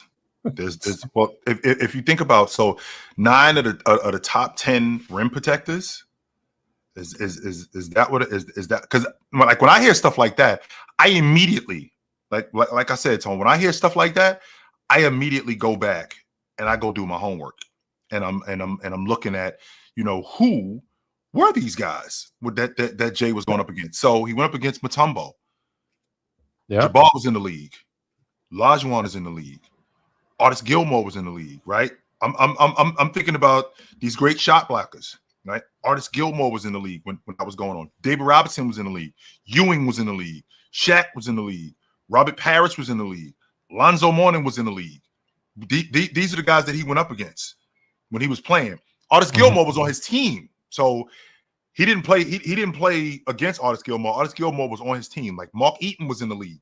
Tim Duncan was in the league when this was going on. And again, it was a big man league. So that doesn't surprise me when I hear that, right? That doesn't surprise me when I hear that, but I still think it's fantastic because he was averaging 37 a game and 35 a game with these kind of rim protectors running around. These are the kind of rim protectors running around. And then Tone, when you take it, like I said, when you take it a step further than that, when you go to the steals leaders, right? So when you go to the steals leaders, so Stockton was in the league during that time, right? Not only was Stockton in the league during that time, Gary Payton was in the league during that time. Jason Kidd was in the league during that time. James wasn't in the league. Drex was in the league. Olajuwon, right? These are the guys who, because Olajuwon finished in the top 10 in steals when he retired. Alvin Robinson was in the league during that time. These are the guys that he's going up against. Doc was in the league, but they count Doc ABA stats. In addition to them, and also just as a correction, I didn't want to interrupt you, but you said Jordan played with Artis Gilmore. Yeah, he played with Artis Gilmore for like 20 something games. Yeah, that was his last year in the league. He was over. Yeah, well, no, he played. I think he played for 5 seconds in Boston after that, but he was in San Antonio for most of it. And yes, played 20 something. I don't know how. Me, I never know the exact number, but he did play with him a little bit. He did play against him, but it was in the Western Conference because he was in San Antonio, so he probably only saw him but twice a year, anyways. That's the part that I hate, by the way. For all the history of the NBA, is that the Eastern Conference and Western Conference teams they never got to play each other enough. And like unless they met in the finals, right? Like I hate the way that the schedule is broken up, and I get it why it was that way in the 70s, right? Because you were taking commercial flights, and you had to take a pedal bike between the hotel and the arena. But now you got private jets. You know what, Tone? I didn't think about it like that. We can actually get more Western Conference games. Yeah. Like it doesn't have to just be 41 West games. It doesn't have to be not 41. I'm sorry. It doesn't have to be just one once we go to Golden State or once we go to Portland. No, they play the East plays 15 games in the West. Yeah, we can actually cut that down. And let's listen. If we're fixing the league, let's be honest. How about we go back to some matinee games? And I know that kind of maybe it sucks. I know that sucks for the West Coast guys. I'm not saying doing it all the time, but like I wouldn't mind like a 5 o'clock game, a 6 o'clock game. It's still after work. Yes. Right. So it's at least 9 o'clock. It's a doable time on the East Coast. Now, maybe that's me being selfish. Sure. Right. Like, I do remember waking up to watch football games at 10. But when I was in Hawaii, right, I was waking up for 8 o'clock, 7 o'clock, whatever it was. To watch a football game. That was a little early. Early. It's a lot early. I get it. Now, that's actually I didn't think about that. We may have to start a campaign considering let's cut down some of the West Coast games for West Coast teams. Let's cut down some of the East Coast games for East Coast teams, and let's put more West Coast games on the schedule. Yeah. Yes. Like you don't have to. We don't have to. If I'm the Knicks, like we don't got to see Toronto 5 times in the division. No, we don't have to do that. Just think about if it's 2-2 even, right? 2-2. That's 30 games. I still have 52 games. I think that's more than enough. 52 games against the East is more than enough, right? And now at least, look, and again, this is selfish. Fluent Jr. Now I get to take him to 2 Warriors games in Toronto, not 1. They come to Toronto not once. They come twice. They come twice. Yeah, they come twice out here. Sure. Why not? It's so. I don't hate that, Tone. If I'm being honest with you, I don't hate that. I don't think anybody would object to it, because those are games we want to see. I do. I would if I'm being honest with you, Tone. I wouldn't mind seeing because what it is it's a playoff. You wouldn't mind Houston coming to Miami a couple times so you can catch them. Not only that, the preseason game that I just saw with Minnesota and the Knicks, I'd like to see that more than twice a year. Yeah. I'd like to, because that looks like that's turning into something. Rivalry. It could have been a rivalry, yeah. Right. That looks like that's turning into something. I wouldn't mind seeing that. I wouldn't mind if I'm looking at Miami and I wouldn't mind Phoenix coming down here a couple times, and as opposed to them only coming down here once. Yeah. I'm good with that. But back to your point, Tom, when you talked about Jordan, I mean, when I think about the guys that he played against, that's why I have such a difficult time when I hear the plumber logic or he didn't have any competition. Like I had to listen to a guy tell me, well, what kind of competition? The conversation that you and I had a couple of days ago when you stitched one of my videos when you talked about 10 scoring titles to 40,000 points, and a guy said to me, how many of those 10 scoring championships, like who was Jordan going up against to get those scoring championships? I'm like, wait a minute, what? Okay, let's relax, okay? Because this isn't Jordan just breezing through the league and there's no scorers, right? I mean, Jordan, of those 10 scoring championships he had, I don't know if you guys know this, but there was a scoring machine named Dominique Wilkins who finished second to him 4 times. So in them years when Jordan was averaging 37 and 35, it was that guy who, by the way, at the end of Nick's career, there was only 7 guys in NBA history who scored more points than him. That's number 1. And then after Nick, who kind of was still in the mix, Malone finished 4 times finished second to Jordan. This is the guy who only 1 guy scored more points than him in NBA history when he retired. That's it. Only 1 guy. These are the 2 guys. That's 8 of them right there, Tone. 8 of the 10. Then on top of that, I didn't mention Lajuan. I didn't mention him coming in second. Here, I'll give you the top 5 scorers. So Jordan, this is the first one he won. Dominique, Alex English, who people forget. Alex English, by the way, scored more points than any other player in the 80s. The whole decade, by the way. Whole decade. No one scored more points than him. Larry Bird, And then you have Kiki Vanderwey. People don't remember guys like Kiki Vanderwey, Kevin McHale, etc. But anyway, so there's the first year. Second year, Jordan wins. Dominique, Larry Bird, Charles Barkley, Karl Malone, Clyde Drexler. What are we doing, Tom? And there's more guys, but like I'm just giving you the first bunch. The next one he wins. Karl Malone, Dale Ellis had himself a year, and this is actually part of the reason why I say why I thought it was tougher to win the scoring title, because you get a guy like Dale Ellis who just goes nuts one season, averages 27.5 points per game, comes out of nowhere. So is he one of the elite scorers that you got to worry about? No, but he had himself a season. Right. But Dale Ellis. You can have one guy come out of nowhere and throw a monkey wrench the whole thing. Yeah. Sure. Clyde Drexler, Alex English, Chris Mullins, Dominique Wilkins again, Charles Barkley, Tom Chambers. Don't sleep on Tom Chambers. That was the year, I believe he became the first unrestricted free agent and went to Phoenix. Chambers. Let's get out of here. Jordan. Nephew, what up? What's up, nephew? We're talking about your boy Dyson Daniels. Oh, yeah. He's looking pretty good. He might be an all-defensive team, like you said. No, I said all NBA. Oh, you said all NBA? Oh, I thought you said all defensive. Wow. In the next 5 years. Oh, in the next 5 years. Yeah, I know you said the next 5 years. I thought you said all defensive. No, it's all NBA. I'd stick to all defensive. No, he's him. He's him. All right, he's him. He might be. He might be. Okay, I should have picked him in the expansion draft. The next year it's Jordan, Malone, Ewing, Chambers, Wilkins, Barkley, Mullen, Miller, Bird, like Olajuwon, Robinson. These are the dudes he's going up against. These are the dudes he's going up against. Yeah, these are the we get into the watered down 90s. Malone, Bernard King, Barkley, Ewing, Wilkins, Mullen again, Robinson, Mitch Richmond, our friend Tim Hardaway. The next year, Dominique again, Malone, Mullen, Drexler, Ewing, Hardaway, Robinson, Barkley. I'm going 10 deep. Mitch Richmond, Glenn Rice, Ricky Pierce, Hakeem Olajuwon. Bucket getters. These guys could score. Bucket getters. Michael Jordan again, obviously Wilkins, Malone. I'm saying the same names again. Olajuwon, Mullen, Shaq. Oh, now Shaq's entered the conversation. Hi. That's what that is. Hey, yo, what up? It's bedtime. That's Shaq knocking. That's Shaq knocking on the door. Like, hi, I'm here now. The year that he didn't play, he was retired. Check this out. You had Robinson, Shaq, Olajuwon, Wilkins, Malone, Ewing, Mitch Richmond. Like, you kidding me? The next year, okay, he doesn't come back till 17 games. And then the last three: Olajuwon, Shaq, Malone, Robinson, Chris Webber, Jamal Mashburn. Like, guys, you forget how good they were at scoring the basketball.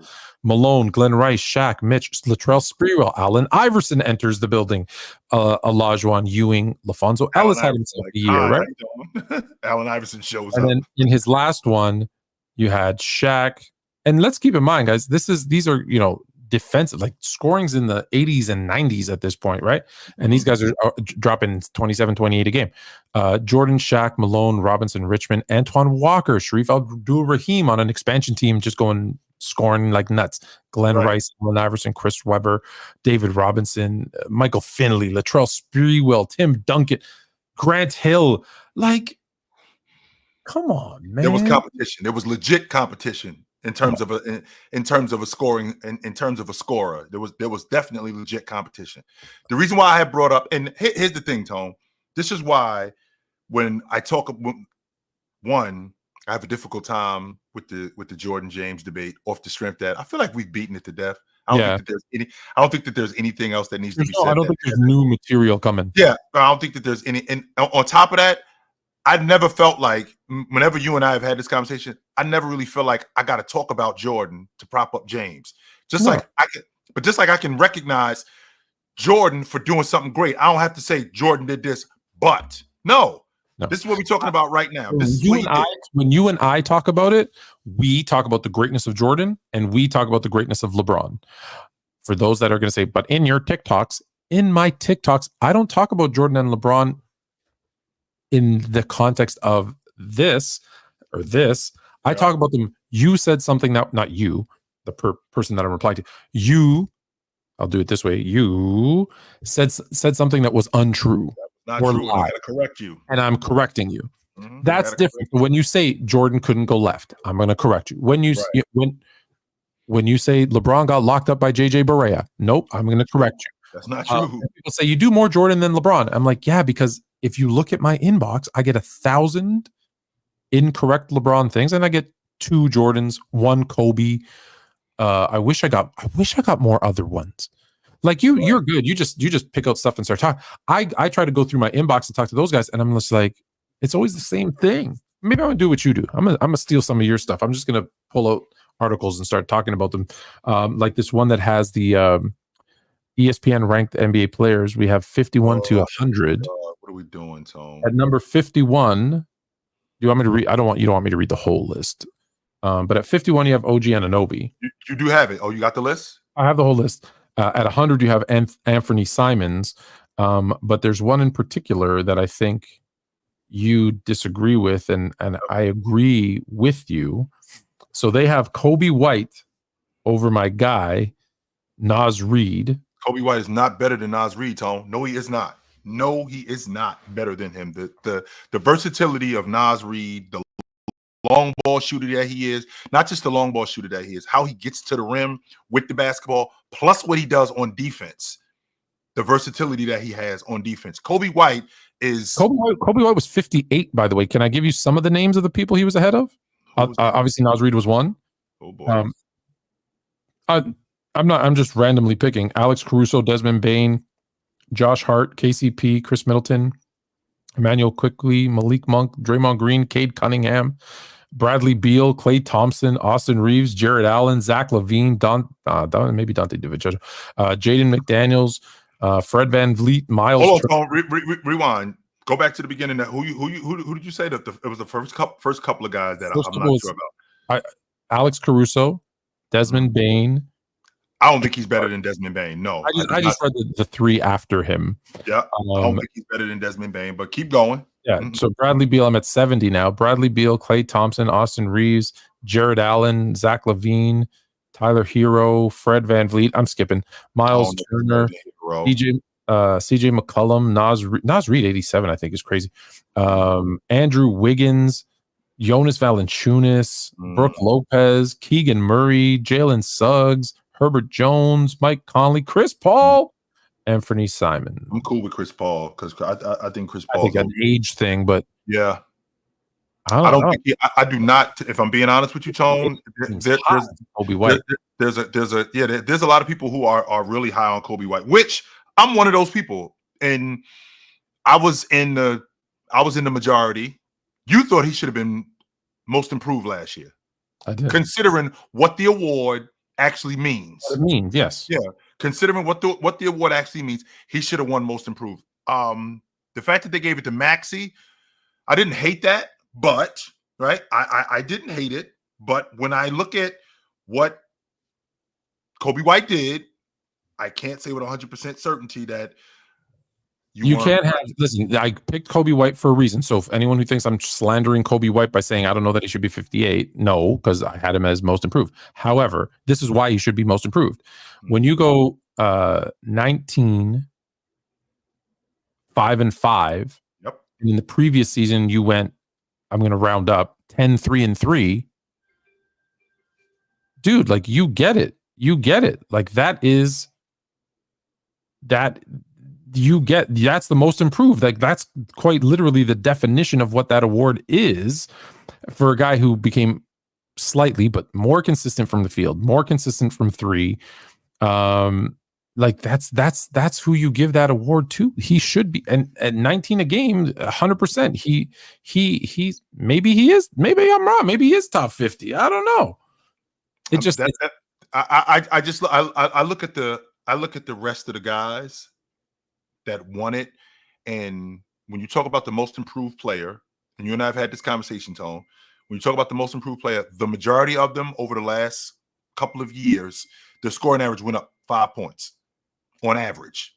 Yeah, their scoring average went up 5 points. I think Kobe White's scoring average went up like 8 points or something nuts like that. No, he almost doubled it. He went 9.7 to 19.1. Yeah, so that's what I'm talking about. So he went up 9.4 points. So he averaged almost 20 a game, double, right? Almost double. He averaged almost 20 a game. So being the most improved player, and by the way, the most improved player, just because you are on a bad team does not negate you from being the most improved player. That does not negate you from being that. That is an award that is just about you. Yes, you can be on that. Now, I did have an issue with Herb Jones being close to 100 than a bunch of those other guys, because I ain't buying the idea that Jaime Jaquez is better than Herb Jones today. No, he is not. No, I am not taking Jaime Jaquez over Herb Jones today. I'm not doing that. As good as I think Jaime Jaquez is going to be, because he's a guy that I look at and I think to myself, and I'm sure I've said this to you, Tone. Maybe it was a while ago, but there are certain guys who embody a certain organization. Like you'll look at a guy and go, yo, that's a Laker right there. Yeah. You look at a guy and go, that guy, he looks like he's a New York Knick. When I look at Jaime Jaquez, he just looks like a Miami Heat. He looks like a guy who he would be great with the Miami Heat. That's just Juan Wick. Yep, that's just what he looks like. So when I think about Jaime Jaquez being ahead of Herb Jones, considering Herb Jones may be the best perimeter defender in the game. I mean, you talk about Alex Caruso, as good as he is. You talk about Jaden McDaniels, as good as he is. Like, I think he's better than Lou Dort. I think what happens is, like, he was a top 50 scorer last year. And not incorrectly, like, I agree with this to a certain extent. We look at scoring first. Yes, we do. And we weight it more than everything else. Mm-hmm. And you should, right? Like, I keep saying this, like, you should look at scoring first. You should weight it more than everything else, because the team that wins 100% of the games score the most points. Yes, they do. So that's 100% accurate. Mm-hmm. That being said, you perfect timing, Darko. We're going to do your super chat right after this. That's what people looked at first. So that probably puts him into that, that's why he's at that 50, is because we looked at the scoring, the offensive game, right? We look at scoring, offense, and then defense is a distant third. Right. So let's get to Darko, since he's right. Perfect timing. What's good, OG and Fluent? OG, I've been looking at Enrique Freeman play as of late. I'm seeing the flashes. He is relentless on the glass. I loved him in the draft, Tone. I don't know if you remember me talking about him. He played in the MAC. He went to Akron, led MAC in rebounds 4 straight years. 4 straight years he led. And by the way, he was a walk-on at the University of Akron. He didn't get a scholarship. He was a walk-on there. Indiana got him in the 2nd round, which was a steal. I think they're treating him as a project, but I think that him, not just the glass cleaner that he is, and the defender that I think he's going to be, I think that he can be one of the better transition players in the game too. Just a finisher around the rim at 6'7", 6'8". I think Indiana got a steal in him, and if they decide to trade him, whomever they trade him to, they're going to have a steal. 100% they are. How would the divisions look? I'll just do this one quickly. Memphis in the East. Yes. So when Vegas and Seattle join, either Memphis or New Orleans, one of them will move to the East, so that it's 16 and 16. We'll still have to get a couple more teams but I think it's Memphis. I think Memphis is probably more East. But what division does Memphis go to, Tone? Do they move to the Central Division with Indiana and which with Indiana and Chicago and Detroit? Yeah. Or do they move to the South with Miami and Orlando and Washington? No, I would know. Oh, maybe. Yeah, I think that's what they move to. But they're going to probably reshuffle those two. So they'd have to. They'd have to reshuffle, because then one would have more. Because right now it's 3 divisions of 5. Correct. Right? And now when you go to 16, that's going to change. Right. You're gonna probably have one of 6, is what happens there. So that's now maybe 1 of 6, or with 16. In my opinion, I don't like. No one cares about who wins the division. Let's be honest. Like, I won the Atlantic Division. Big deal. Sorry, I was cussed. No one cares. So they might just do 8 North, 8 South. So you'd have the Eastern Conference split up North and South, 8 and 8. In which case they'd probably South, and then same thing in the West, 8 and 8 North and South. That would be whatever. There are, unfortunately, people who still care about divisions, and I don't see. Nobody cares about the division.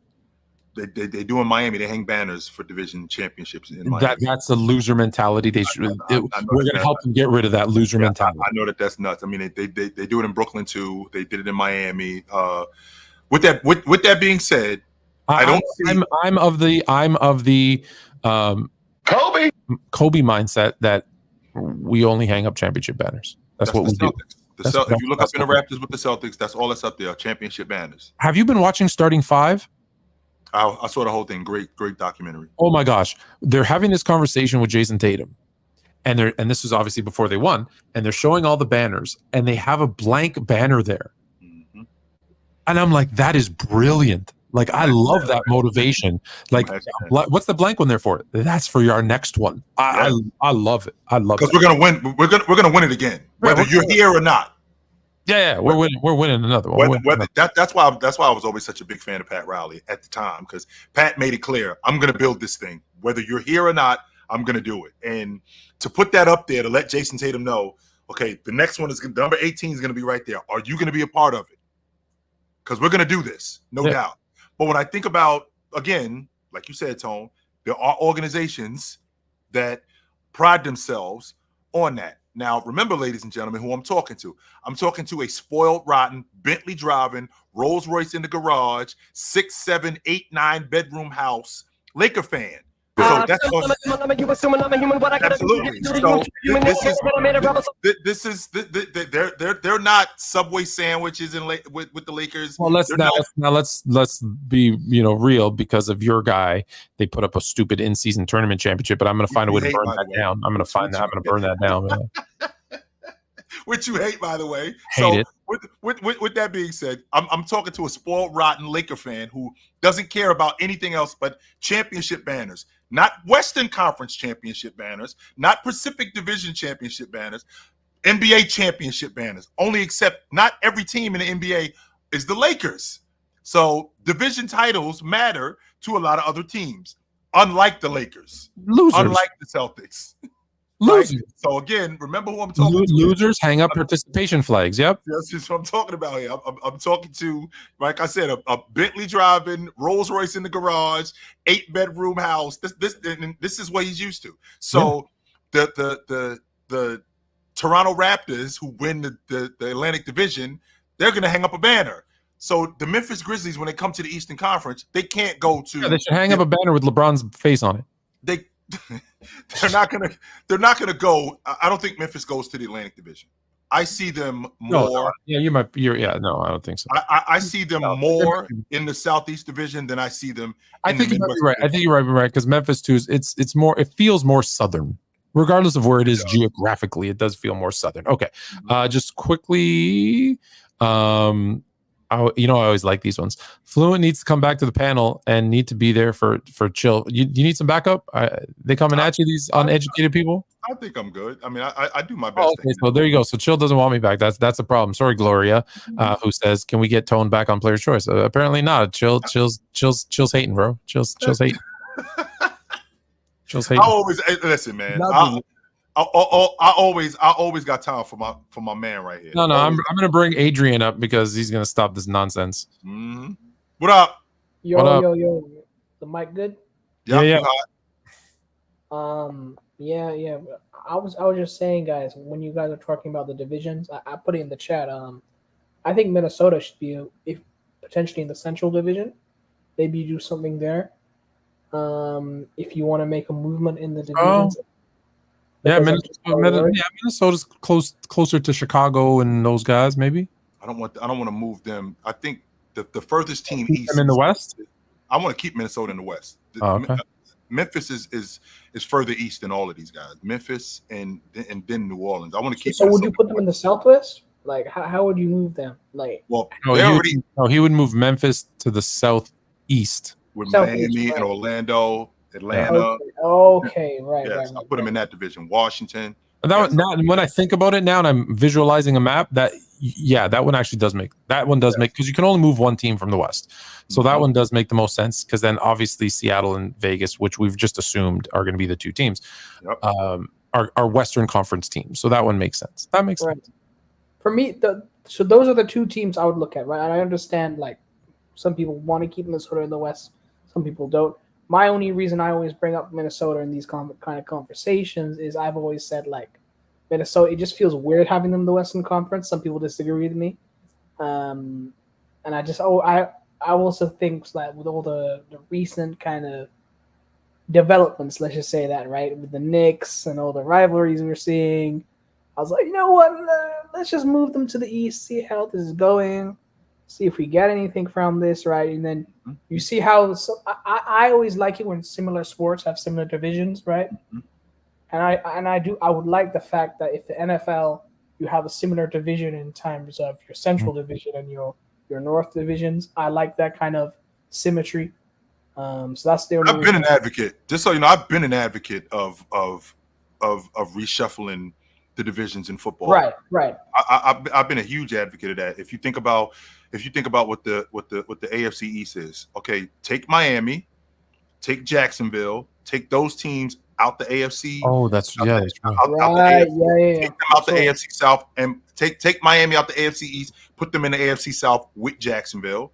Right. Yeah, that makes sense. Take Tampa out the NFC East, put them in the AFC South with Jacksonville and Miami, and out of the NFC South and put them into the AFC South. Yes, take them out of the NFC. And that's the Florida division. Here's the difference, Tone, because this is what I want to do. I want to take the Cowboys out the NFC East, and I want to put them in the NFC South with New Orleans. I want to put them. That's technically where they should be. They're not East. Where they should be. They're not East. Take them out the NFC East with the Giants and the what? They're not East or South. Yeah, I was about to put them with Philly. I'm like, no, take them. In fact, take the Jets and put them in the NFC East. Well, now you're changing everything. So I'm all for reshuffling. You can't take an original AFL team and put them in the NFC. That's what I'm doing, Tone. Let's get them out of here. Let's do it. That's blasphemy. Sir, let's do it. If it wasn't for that fake Super Bowl where it was fixed and they beat the Colts, there wouldn't even be an NFL. The famous number one from Joe Namath. Yeah, famous number one, except he played like garbage. I guarantee a win, but I play like crap. Oh, I'm a hero. Get out of here. Yeah, sorry. Go ahead. Go one more thing, and then we got to get to Mr. Fernandez. I also wanted to talk about Edey, right? And Zach Edey, yeah. I know you guys were talking. I heard story on the title, and I've been watching very closely because he was one of those players I was looking at in this draft, right? He was one. I think he won the College Player of the Year, if I'm incorrect. Someone can correct me in the chat. 2 years times in a row, and I've been telling you how great he's going to be. For the record, I think people forget this guy is 7'4", guys. Like, yeah, he's the biggest player in the league. Just so you know, he's bigger than Wemby. Yes, he is. Right, and when you're that big, and you just have just an average level of dexterity and skill, right? He doesn't. I don't think he the best example I can give is Domantas Sabonis, right? Sabonis, I don't think is the quickest player on the court, right, in terms of lateral foot quickness, right? But because of his skill and his understanding of post play and how to attack spaces, he can you can deal with the athleticism, right? Look at the matchups with AD and Sabonis. Sabonis wins those matchups. He does. Even though AD is one of the best defensive players in the game. Because of Sabonis' understanding of space and his overall skill in the post, he can sometimes win in those matchups. And with Edey, because of his size, and then also you add that with his overall understanding of space, and he's got a good post game. I think people forget that as well. That jump hook, we're seeing it. We're seeing it now. For those that didn't know, that jump hook looks like it's going to be impossible. You add just so you know, Adrian, just so you know, Mrs. Fluent and I, we actually had a conversation and we swayed Tone because Tone was not on the side of Zach Edey. He looked like he was more of a project. I remember it vividly when I said you guys needed a center, and me and you had me on speakerphone with Mrs. Fluent, and we had this conversation, and she was loving it. And you know what? Tone was like, "Wait a minute, that doesn't actually sound like a bad idea," because I thought that you guys could get him in Toronto. I thought he would fall. The way people were talking, I thought he would fall. I thought you guys could get him in Toronto, and I thought he would be perfect up in Toronto. And one final question I wanted to hit you guys with, because this was a conversation in my group chat, so I wanted to hear you guys out on this, right? Yep. Do you have to be a 5-and-out offense to win an NBA championship in the modern era? 5 out? Yes. No. I think you have to be if you watch the NBA playoffs, it's not the team is playing 5 out that shoots a bunch of threes, because defense tightens up. The game gets slower. And I always use this example from last season. I want to say the first round, Denver and LA, right? Sometimes your shot's just not dropping. And one of the best things Jamal Murray did against the Lakers, you remember, he couldn't hit anything from 3. What'd he do? Took 2 steps in and started hitting those mid-range, and that's what won him the game. I think it's over AD. He hit the game winner. Like two buzzer beaters in that. Yeah, Right. And it was because he understood the mid-range. So I think it's exciting. It probably wins you a lot of regular season games. When you're hot, you can blow out some teams. But I really think you still in this day and age, you have to have a balanced attack. And if you can take advantage of something that no one else is doing. So if there's a team that's playing 5 and out, whatever, like, right, they're obviously small ball, whatever you want to call it. Sure. A guy like Edey and those guys are going to eat your lunch when it matters, because who's going to that's why a bunch of teams are going bigger, is because they realize, oh, we got to deal with Jokic. We got to deal with Embiid. We got to deal with, these guys. So I think there was I never think that it was the case. I think it's good in the regular season. I don't think it wins in the playoffs. Absolutely. So no. Absolutely. Hi, Adrian. Good to talk to you, brother. Appreciate you, man. Yep. I think, Tone, if you look at, like, Milwaukee wasn't a 5 out offense. No. Even your Lakers, that wasn't a 5 out offense. No. I think there's still a lot to be said. Even the ones that pretend to play a 5 out, I think it's more 4-on-1, like because they still have that person in the dunker spot that doesn't just look like, if you watch a team like Dallas, right? They're 4 out. And when Luka or Kyrie drives, that's why Lively was so good in those first few rounds of the playoffs, because he was in that dunker spot, and it was just like loop after loop after loop. But that guy in the dunker spot can also become a facilitator that people don't use as much as I'd like to see them use them as a facilitator. But because if you put it in their hands, well, now they have that ability to turn and score, or to kick it back out for a league that shoots a bunch of threes. So there's a lot to be said about having at least one. You mean how Denver uses Joker? yeah, exactly. I'll tell you right now, the way I coach my team, we start with a 5 out, but from the 5 out, we run a motion, a crossing motion, and my big plops down in the dunker spot as the defense gets all confused from the crossing motion, because the 2 things I teach them is, 1, motion creates space, and obviously spacing goes without saying, but motion creates space. And then I was fortunate enough, Coach Paul McKeskey, former Milwaukee Bucks center, gave my team some advice, which I will forever be thankful for, because it's a great philosophy. If you're open, shoot it. If you have a lane, drive it. If you have an open teammate, pass it. It's really that simple. This shit is not that complicated. My goodness. Man, and I said, you add those 3 principles to this kind of open spaced motion offense, man, buckets become easy to get. Well, when you think about what you just said, Tone, and despite how much the game is changing, right? Like you just talked about with 5 out and the guys shooting at the break and they're shooting further out. There's things that don't go away. Like, can you defend? You have to rebound. How are you in transition? What kind of closeout defender are you? Can you make an open shot? Like, this stuff doesn't change because we are 50 years later. Year to year, era to era, you still got to be between your man and the ball. Yes, you do. That doesn't change.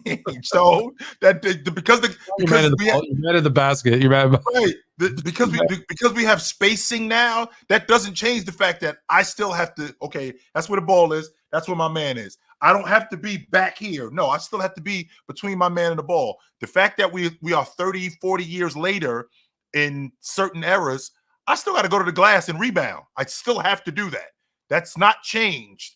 Just because we got bigger players and guys are shooting the long ball. The rebounds are just bouncing out a little bit further. That's all. You just got to box out a little bit further away. Sorry, Joa. I know that's your name. I'm sure I pronounced it wrong. He's been waiting for a while, so let's bring him up real quick. What up, guys? Can I get y'all's thoughts on Tay Adams? Can you tell me if I'm saying right? Oh, you can just call me John. That's the English translation. Even better. All right. Yes, go ahead. Can I get y'all's thoughts on Tay Adams to the Jets? Oh, we started the show on that. I love it, Jay. I love it because I don't like it because I was wrong because I thought he was going to the Steelers. I love it in the sense that I think it's going to get my expectation is going to be a very much Randy Moss to the Patriots type of second half of the season. I think him and Aaron Rodgers there's no excuses now. You guys know each other. You work well together. You have chemistry. No more excuses. So I think you're going to see a good. I think it's really good for the Jets. I think it's good for Adams. Listen, he had nobody to throw him the ball. He had me throwing him the ball in Vegas. In Vegas. And Aaron Rodgers, although he had Wilson, how many drops or bad footwork can Michael Williams? Like how many of those bad Michael Williams plays can Aaron Rodgers live through? So that immediately alleviates that. It makes a huge difference. I think it's crazy how sorry. I don't think it's. I think that ship has sailed. I think we've seen the best of Aaron Rodgers, and I think that this is nostalgia more than anything. I still think Tay Adams is arguably the best wide receiver in the game, but I think Aaron Rodgers is past what he used to be, and what they're trying to do is they're trying to make it more than what it is, considering who Aaron Rodgers is today, off the strength that his name is Aaron Rodgers. You don't think Aaron Rodgers is a significant upgrade from Gardner Minshew? Oh, I 100% think he's. I think he's better than that. However, Tone, what I do think that they're expecting what you saw in Green Bay. Oh yeah, okay. And you guys think that's not the same? No. Well, Chill, do you think he's one of the upper echelon quarterbacks in the game? No, I don't. No. You think he's just okay at this point? He's just not elite. He's okay. You think he's a mid-level quarterback right now? I think he's. If I think about the best quarterbacks in the game, yeah, I don't think he's okay. So who's better? Okay, Patrick Mahomes, check. Lamar Jackson, check. Josh Allen, check. Dak, no. Mm-mm. Dak isn't better. No, Dak is not better than. Whoa! Even today, I'm not taking Dak. I'm not taking Dak Prescott over. And I'm a Bears fan. I have nothing but hate for Aaron. I'm still can't believe I'm saying that. I think the kid in Houston is better than Aaron Rodgers today. CJ Stroud. CJ Stroud. I think he's better than Aaron Rodgers. You know Aaron Rodgers too already? Yeah. Jalen Hurts today. Jalen Hurts better. What about Brock Purdy? I'll take Brock Purdy over Aaron Rodgers today. Get out of here. So no on Jalen Hurts at all. I would take Jalen Hurts over Aaron Rodgers. I would take Jalen Hurts over Aaron. Do you guys think the Bill? Oh, sorry. No, go ahead. I was just gonna say I think Aaron Rodgers is still top 10. I just think he's in the lower part of that. So if he's top 10, then he's elite. Then Joe Burrow. He's up fresh. No, is he better than Joe Burrow? I think elite. Look, there's Patrick Mahomes, and then I think there's a gap, and then I think there's the second tier, the Joe Burrows, the Josh Allens, the Lamar Jacksons. Is he better than Kyler Murray? Those guys are elite. No, and I think Aaron Rodgers is just at the tail end of those elite guys, so he could fall into either the elite or the very, very good. So like he's probably like 8 now. So if you have him anywhere between 8 and 11, I'm cool with that. Yeah. I'm good with that. I'm at 8. I think I'm at. I haven't made a list. 8 and 11. I'm good with that. No Do you guys think the Bills panicked in trading for Sorry, I don't remember the receiver's name, but I know it's a big time receiver. Amari Cooper. Amari Cooper. Yeah, 100%. What do you got? Any thoughts on that? You think they jumped the gun, Toe? I think they lost Stephon Diggs and thought they'd be fine. Their offense isn't what they thought it was going to be, and now they're panicking to we need to do something. And what better way than to bring in? The fact that the Jets got Devontae for a bucket of extra crispy and a 6-pack. I mean, with the third round pick with the 89th pick in the 2025 NFL draft. The Las Vegas. Devontae Adams. Are you kidding me? I mean, they got him for almost nothing, and I won't argue that. But I don't know if they panicked, Tone. I mean, how many? If you think about if you think about receivers in the game, I mean, I think that Amari Cooper. I think he's one of the better playmakers. I was way wrong. I wasn't wrong. I was way wrong on Deshaun Watson. I was way wrong on him. I think he's over. I thought that he was going to reintroduce himself. Being in Cleveland, I thought it was a fresh start. I thought he was going to be awesome. He can hardly throw. His reads are way Well, off. chill. That was one of the main criticisms prior to him going away. Like that is like he wasn't a good quarterback even when he was playing. Yes, he was. Prior to all that, Yes, he was. I think he was overrated. When he was in Houston, he was a top 5 quarterback, and the reason why he was a top 5 quarterback because the plays that he was making in Houston with that depleted offense made him look tremendous. Now he gets to Cleveland. I'm thinking to myself, okay, this is a little bit of a better offense considering he's got a better receiving core and a better defense. He's going to reintroduce himself. No, that didn't happen. You know, can I I'm take seeing that man throw pick after pick. Can I take back what I just said? About because I'm looking at the Bills receiving core, Shakir, Curtis Samuel, Matt Collins. Yeah, so no, they didn't panic. They needed a better. Yes, who's he throwing to? Yes, Moon, I can't believe I'm saying this, but I'm actually jealous of the Bears. Like my Pats are terrible right now, man. We're in a worse off situation than you are. I can't believe it. Give us 1 year, just let us have something. Like you're a Pats fan, you've had enough success. Take a year off. I don't want to jinx it. But yeah, I'm looking at Caleb. He's got so much better receivers than Drake May. He's got a better O-line than Drake May, even though it's still bad. Like, man, I can't believe it. Got a better defense. He's got even Swift is running them, but like we're getting some running game too. So better running back. That's crazy. Like out of those top 3, how good would we have looked if we didn't let David Montgomery go to Detroit? And you just let him walk out the front door too. Nothing. For a buck for nothing. You just let him walk out. All right. What could they have gone for him though? No, they could have kept him. I want to keep him. That? Yeah. How about who's running the football in Chicago? It's by committee, but DeAndre Swift technically. I didn't hate Montgomery in Chicago. I didn't love him in Montgomery. I didn't hate him though. I did. Like Roshan Johnson is actually doing well at the goal line. I really thought Khalil Herbert was going to be the guy that stepped up. I'm loving Romo Dunes. I watch Romo Dunes. I'm loving him, bro.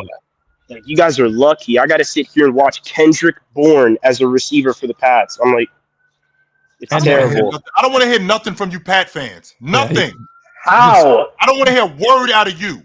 That's rich from a 49er guy. You guys own you and this dude right here. This guy right here to my left. He got to see Magic and Kobe for almost 30 years. That's what he got. Hold on a minute. And you got to see, and who'd you get to see? Joe Montana and Jerry Rice, the best receiver in the history of the game, and a top 3 quarterback in the history of the game. And you know what? Do you hear me complaining about Brock Purdy? No, you think you should. He's better than Aaron Rodgers. You think I should be complaining about Brock Purdy? Not Brock Purdy. No, let me say that. Not Brock Purdy. You didn't hear me complaining when my team missed the playoffs 8 straight years. You know why?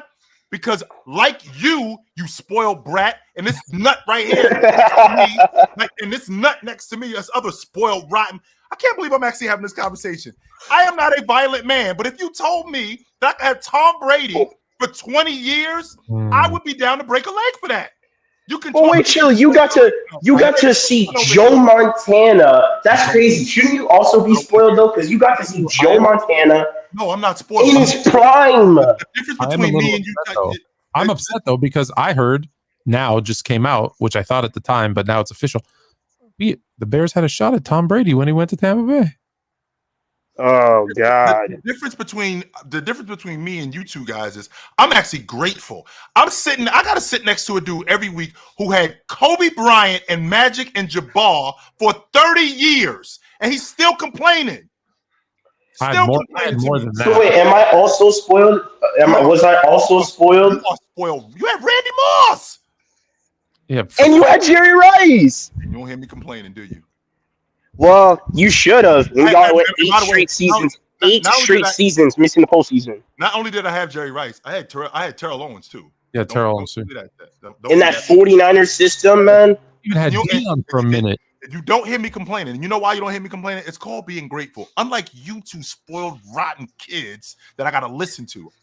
Well, you guys. Thing is, my situation's different. Like, Tom left us prematurely. No one was expecting him to just leave us like that. So he won a Super Bowl. He won a Super Bowl like literally right after. That team. What? That team was stacked. Okay, John, man, appreciate it. Any? Did you have any other questions? Because we're actually out of time, but I have something to show. It was just I wanted to get y'all's 2025 NBA champion predictions. That's it. Oh, NBA champions? Yeah, and Super Bowl if that's possible. 100%. I think it's the Celtics, and if we can avoid the Kansas City Chiefs, I think it's the 49ers. Say that a little louder, Chill. Can you say that a little louder? Just a little bit. The Celtics win the NBA championship again this year, and if we can avoid the Kansas City Chiefs, I think we win the bowl game this year. And for me, Jay, do you remember what I told you at the end of last NBA season? You said to trade James. You were out. Oh, I meant who's going to win the NBA championship. Do you remember what I said? I don't remember. I'm sorry. You don't remember? Oh, I told you back then, and I'm going to stick to it now. The Celtics are repeating. I said that at the end of last. Man, this is beautiful. After seeing my Celtics not do anything for 30 years, this is our dynasty time right now. This is our dynasty time. From a Laker fan, so you know it's when I say this, the Celtics, it hurts me to say, but they are going to win. And then from a Super Bowl perspective, listen, I'll stick with what my good friend Ric Flair always says: to be the man, you got to beat the man. So I don't see anybody until I see someone beat the Chiefs. I know that they're at least going to be in the AFC Championship game because every single year that Patrick Mahomes has been a starter, they've been there, and he's gone to 4 Super Bowls already, won 3. So I'm just going to go with the safe pick and take the Chiefs, winning a close one against my Bears. I hope Josh Allen or Lamar Jackson take him out before that. I really don't want to see. I don't want to see him win another Super Bowl because then I'm going to have to start entertaining Tom and Mahomes conversations. You're not. No, you're not. You're not. No, you're not. All right, gentlemen. Kidding? All right, brother. All right. Y'all have a good one, Chill. Y'all have a good one. Appreciate you. Do you have a minute? Yes. I want to go into the future. Can we go into the future? I don't know if we can. Let's see.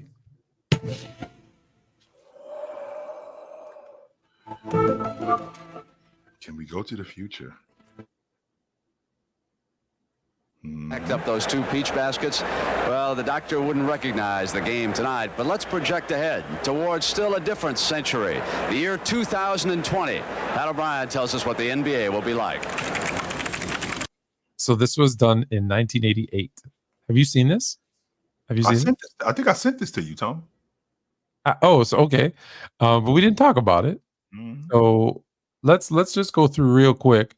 I'm going to skip through his talking because who really cares? So first off, in went 1988, the year 2020. 32 years down the road, and not surprisingly, the players will be bigger and stronger. The average height 6'10". The average height 6'10". For the record, the average height is 6'6" up until last year, I believe, which it was 6'7". We don't have this year's stats, so that is incorrect. Then they say the average guards will come in at 6'6", forwards just under 7 feet, and the men in the middle will all look like Mark Eaton at 7'3". Guards, the average are 6'3". Forwards average are 6'7", and the average center is just a hair over 6'9" at 6'10", but I mean just barely 6'10". So they were wrong on every single front. That's 2020, sure. Yep. So this, in 2020, it's actually the average height then was 6'6". It was actually smaller. Bigger, yes, but better. It is projected that the scoring average will rise to 234 points per game. The field goal percentage will rise to 57%, but at the line it will still be under 80%. So I never got a clear answer to this. It says the average. Did it say the average team will score 234 points or the average game? No, it's not. It can't be a team. I mean, it can't be one team scoring 234 points. No way. No, I think it's combined. I thought it said the average team. Let me rewind and try if I can hear it again.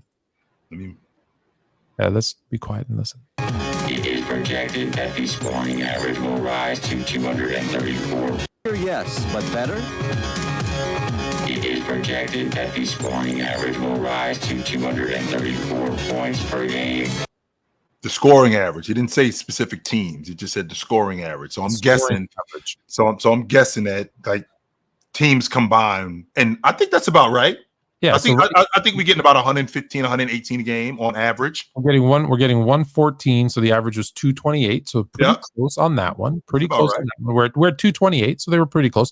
Field goal average, I find interesting because they said the percentage that they thought it would be up to 57%. Do you know what the average field goal percentage is for teams in the NBA last year?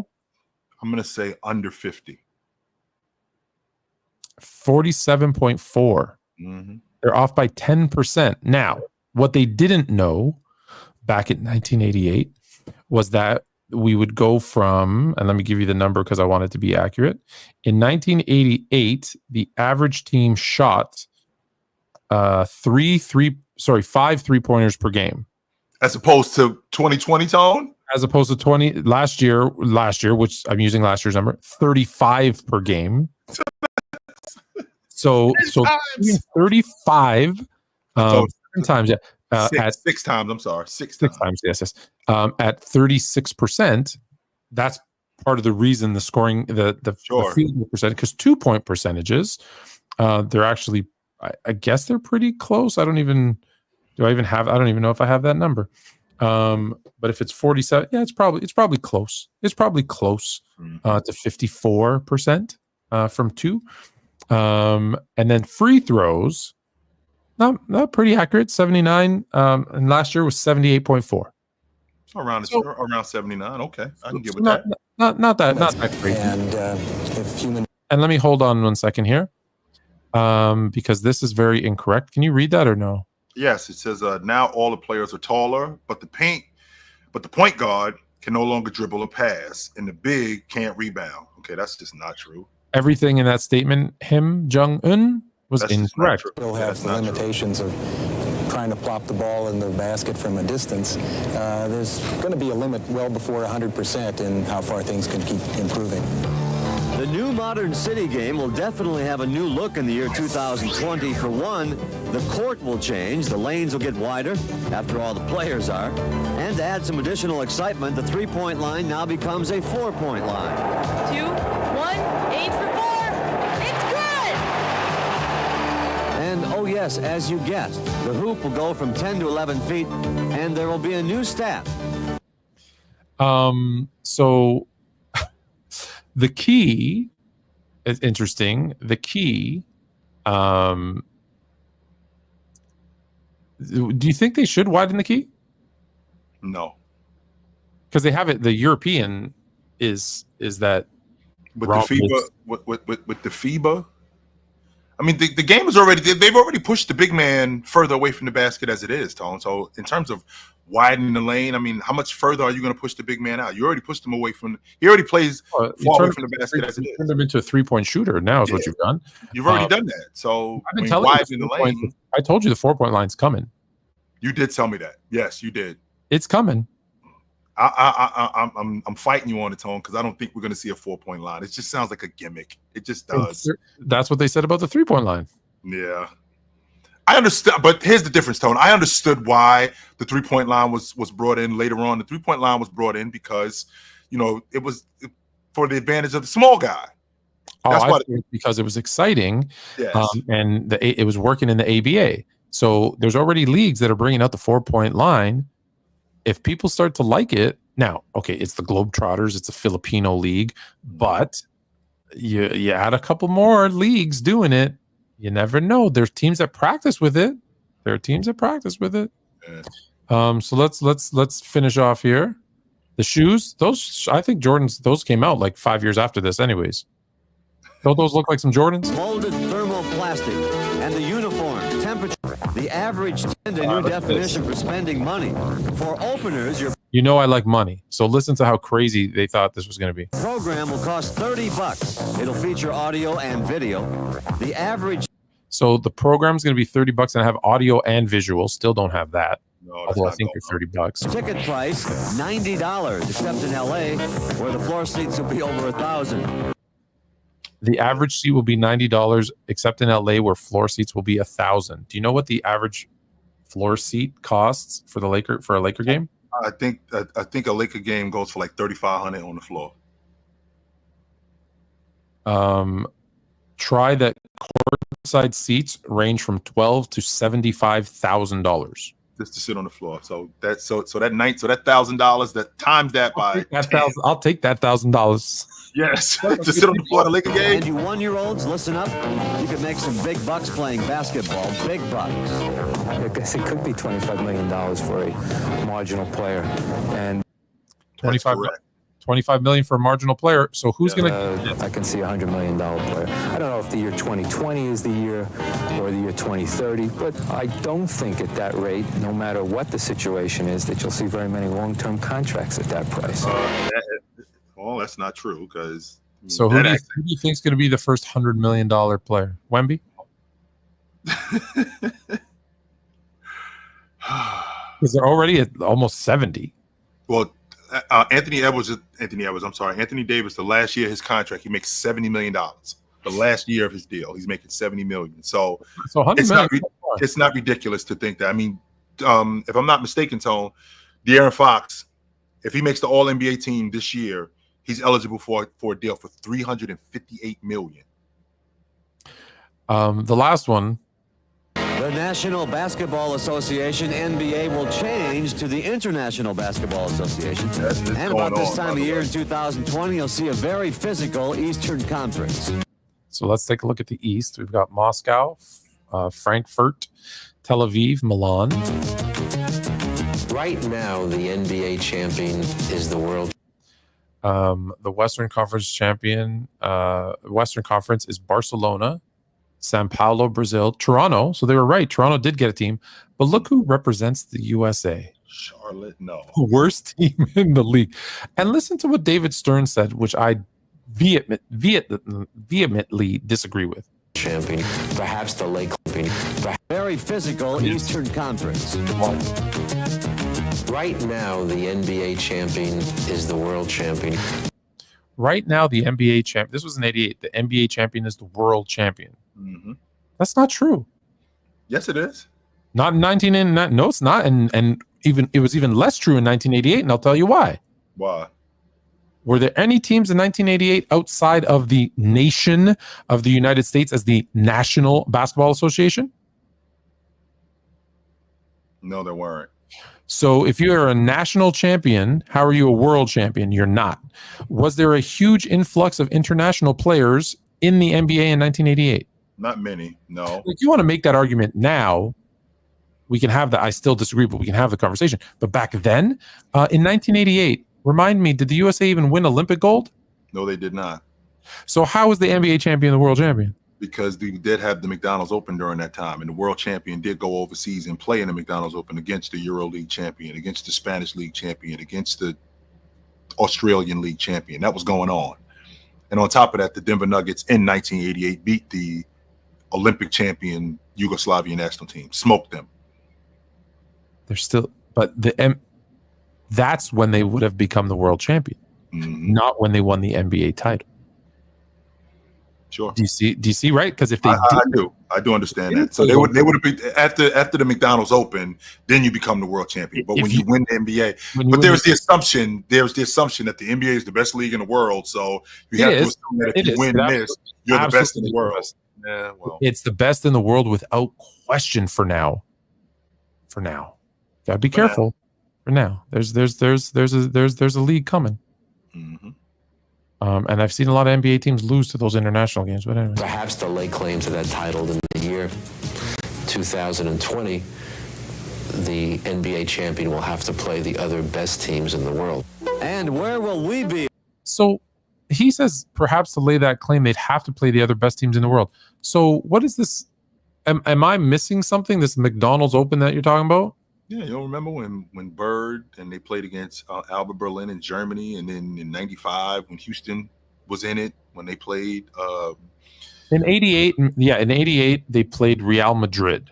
Mm-hmm. But was Real Madrid the best team in the world at that, like outside of the NBA? At that, I think Real Madrid was the EuroLeague champion. I don't know. I'm asking. In '88, I'm confident that Real Madrid in 1988 was the EuroLeague champion. So in 1988, the McDonald's Open took place in Madrid, Spain. We had the Celtics. Let's see. Yeah, the Celtics won. They beat Real Madrid in the final. So there was other teams in the league, by the way. It wasn't just Real Madrid. It's tough to get any information on this stuff. This is why I like today's world so much better. All right. Okay. We live in an information age. Back then, we had to go off what people said. Like I had to open up a newspaper. That was it. That's all we had. I'm going to end on this picture. I'm not going to play it. Larry Brown. I'm just going to ask your opinion, and then I'll let you go. I was told that Larry Brown sabotaged the 2004 Olympics with LeBron James, that team, to save Jordan's legacy. I don't even know what that means, but I don't know what that means. He lost on purpose so that LeBron wouldn't have won, so that LeBron didn't win a gold medal in the I've heard a bunch of conspiracies from you, and there have been some you've swayed me on, like the 2011 conspiracy. I actually, when we got off that day, I was thinking to myself, I don't know if I hate that theory from Tone. It's not crazy. Wait a minute. I mean, I don't hate that theory. I'm not completely on board with it, but I don't hate it. So, how you feel about Larry Brown? The best thing that ever happened to Carmelo Anthony was not going to Detroit. Worst thing that ever happened to Carmelo Anthony was not going to Detroit. He'd be an NBA champion. Larry Brown would have learned to play some defense. Larry Brown he would have got players. Listen to this dude. And they would have got players. He would have got Larry Brown fired, and the players would have been his mentors, because without them, he became a black hole and just a really great scorer. Who people overrate because they only watch one side of the ball. Tim. It's come to that time for you to tell everybody to call their mother. Ladies and gentlemen, it was good to see you tonight. You know where to find me and my man Tony Tone every Tuesday night, 8 o'clock on the Sports Fluent and Chilltown Hoops Network right here on YouTube. We will see you soon. But until then, put on a suit, drink water, don't drink and drive. Hey, man, call your mother. My mother's birthday was Sunday. I just talked to my mother. Call your mother. I will talk to you guys soon. We will talk to you guys soon. But until then, take it light, but take it. I was at my mom's house yesterday for Thanksgiving dinner.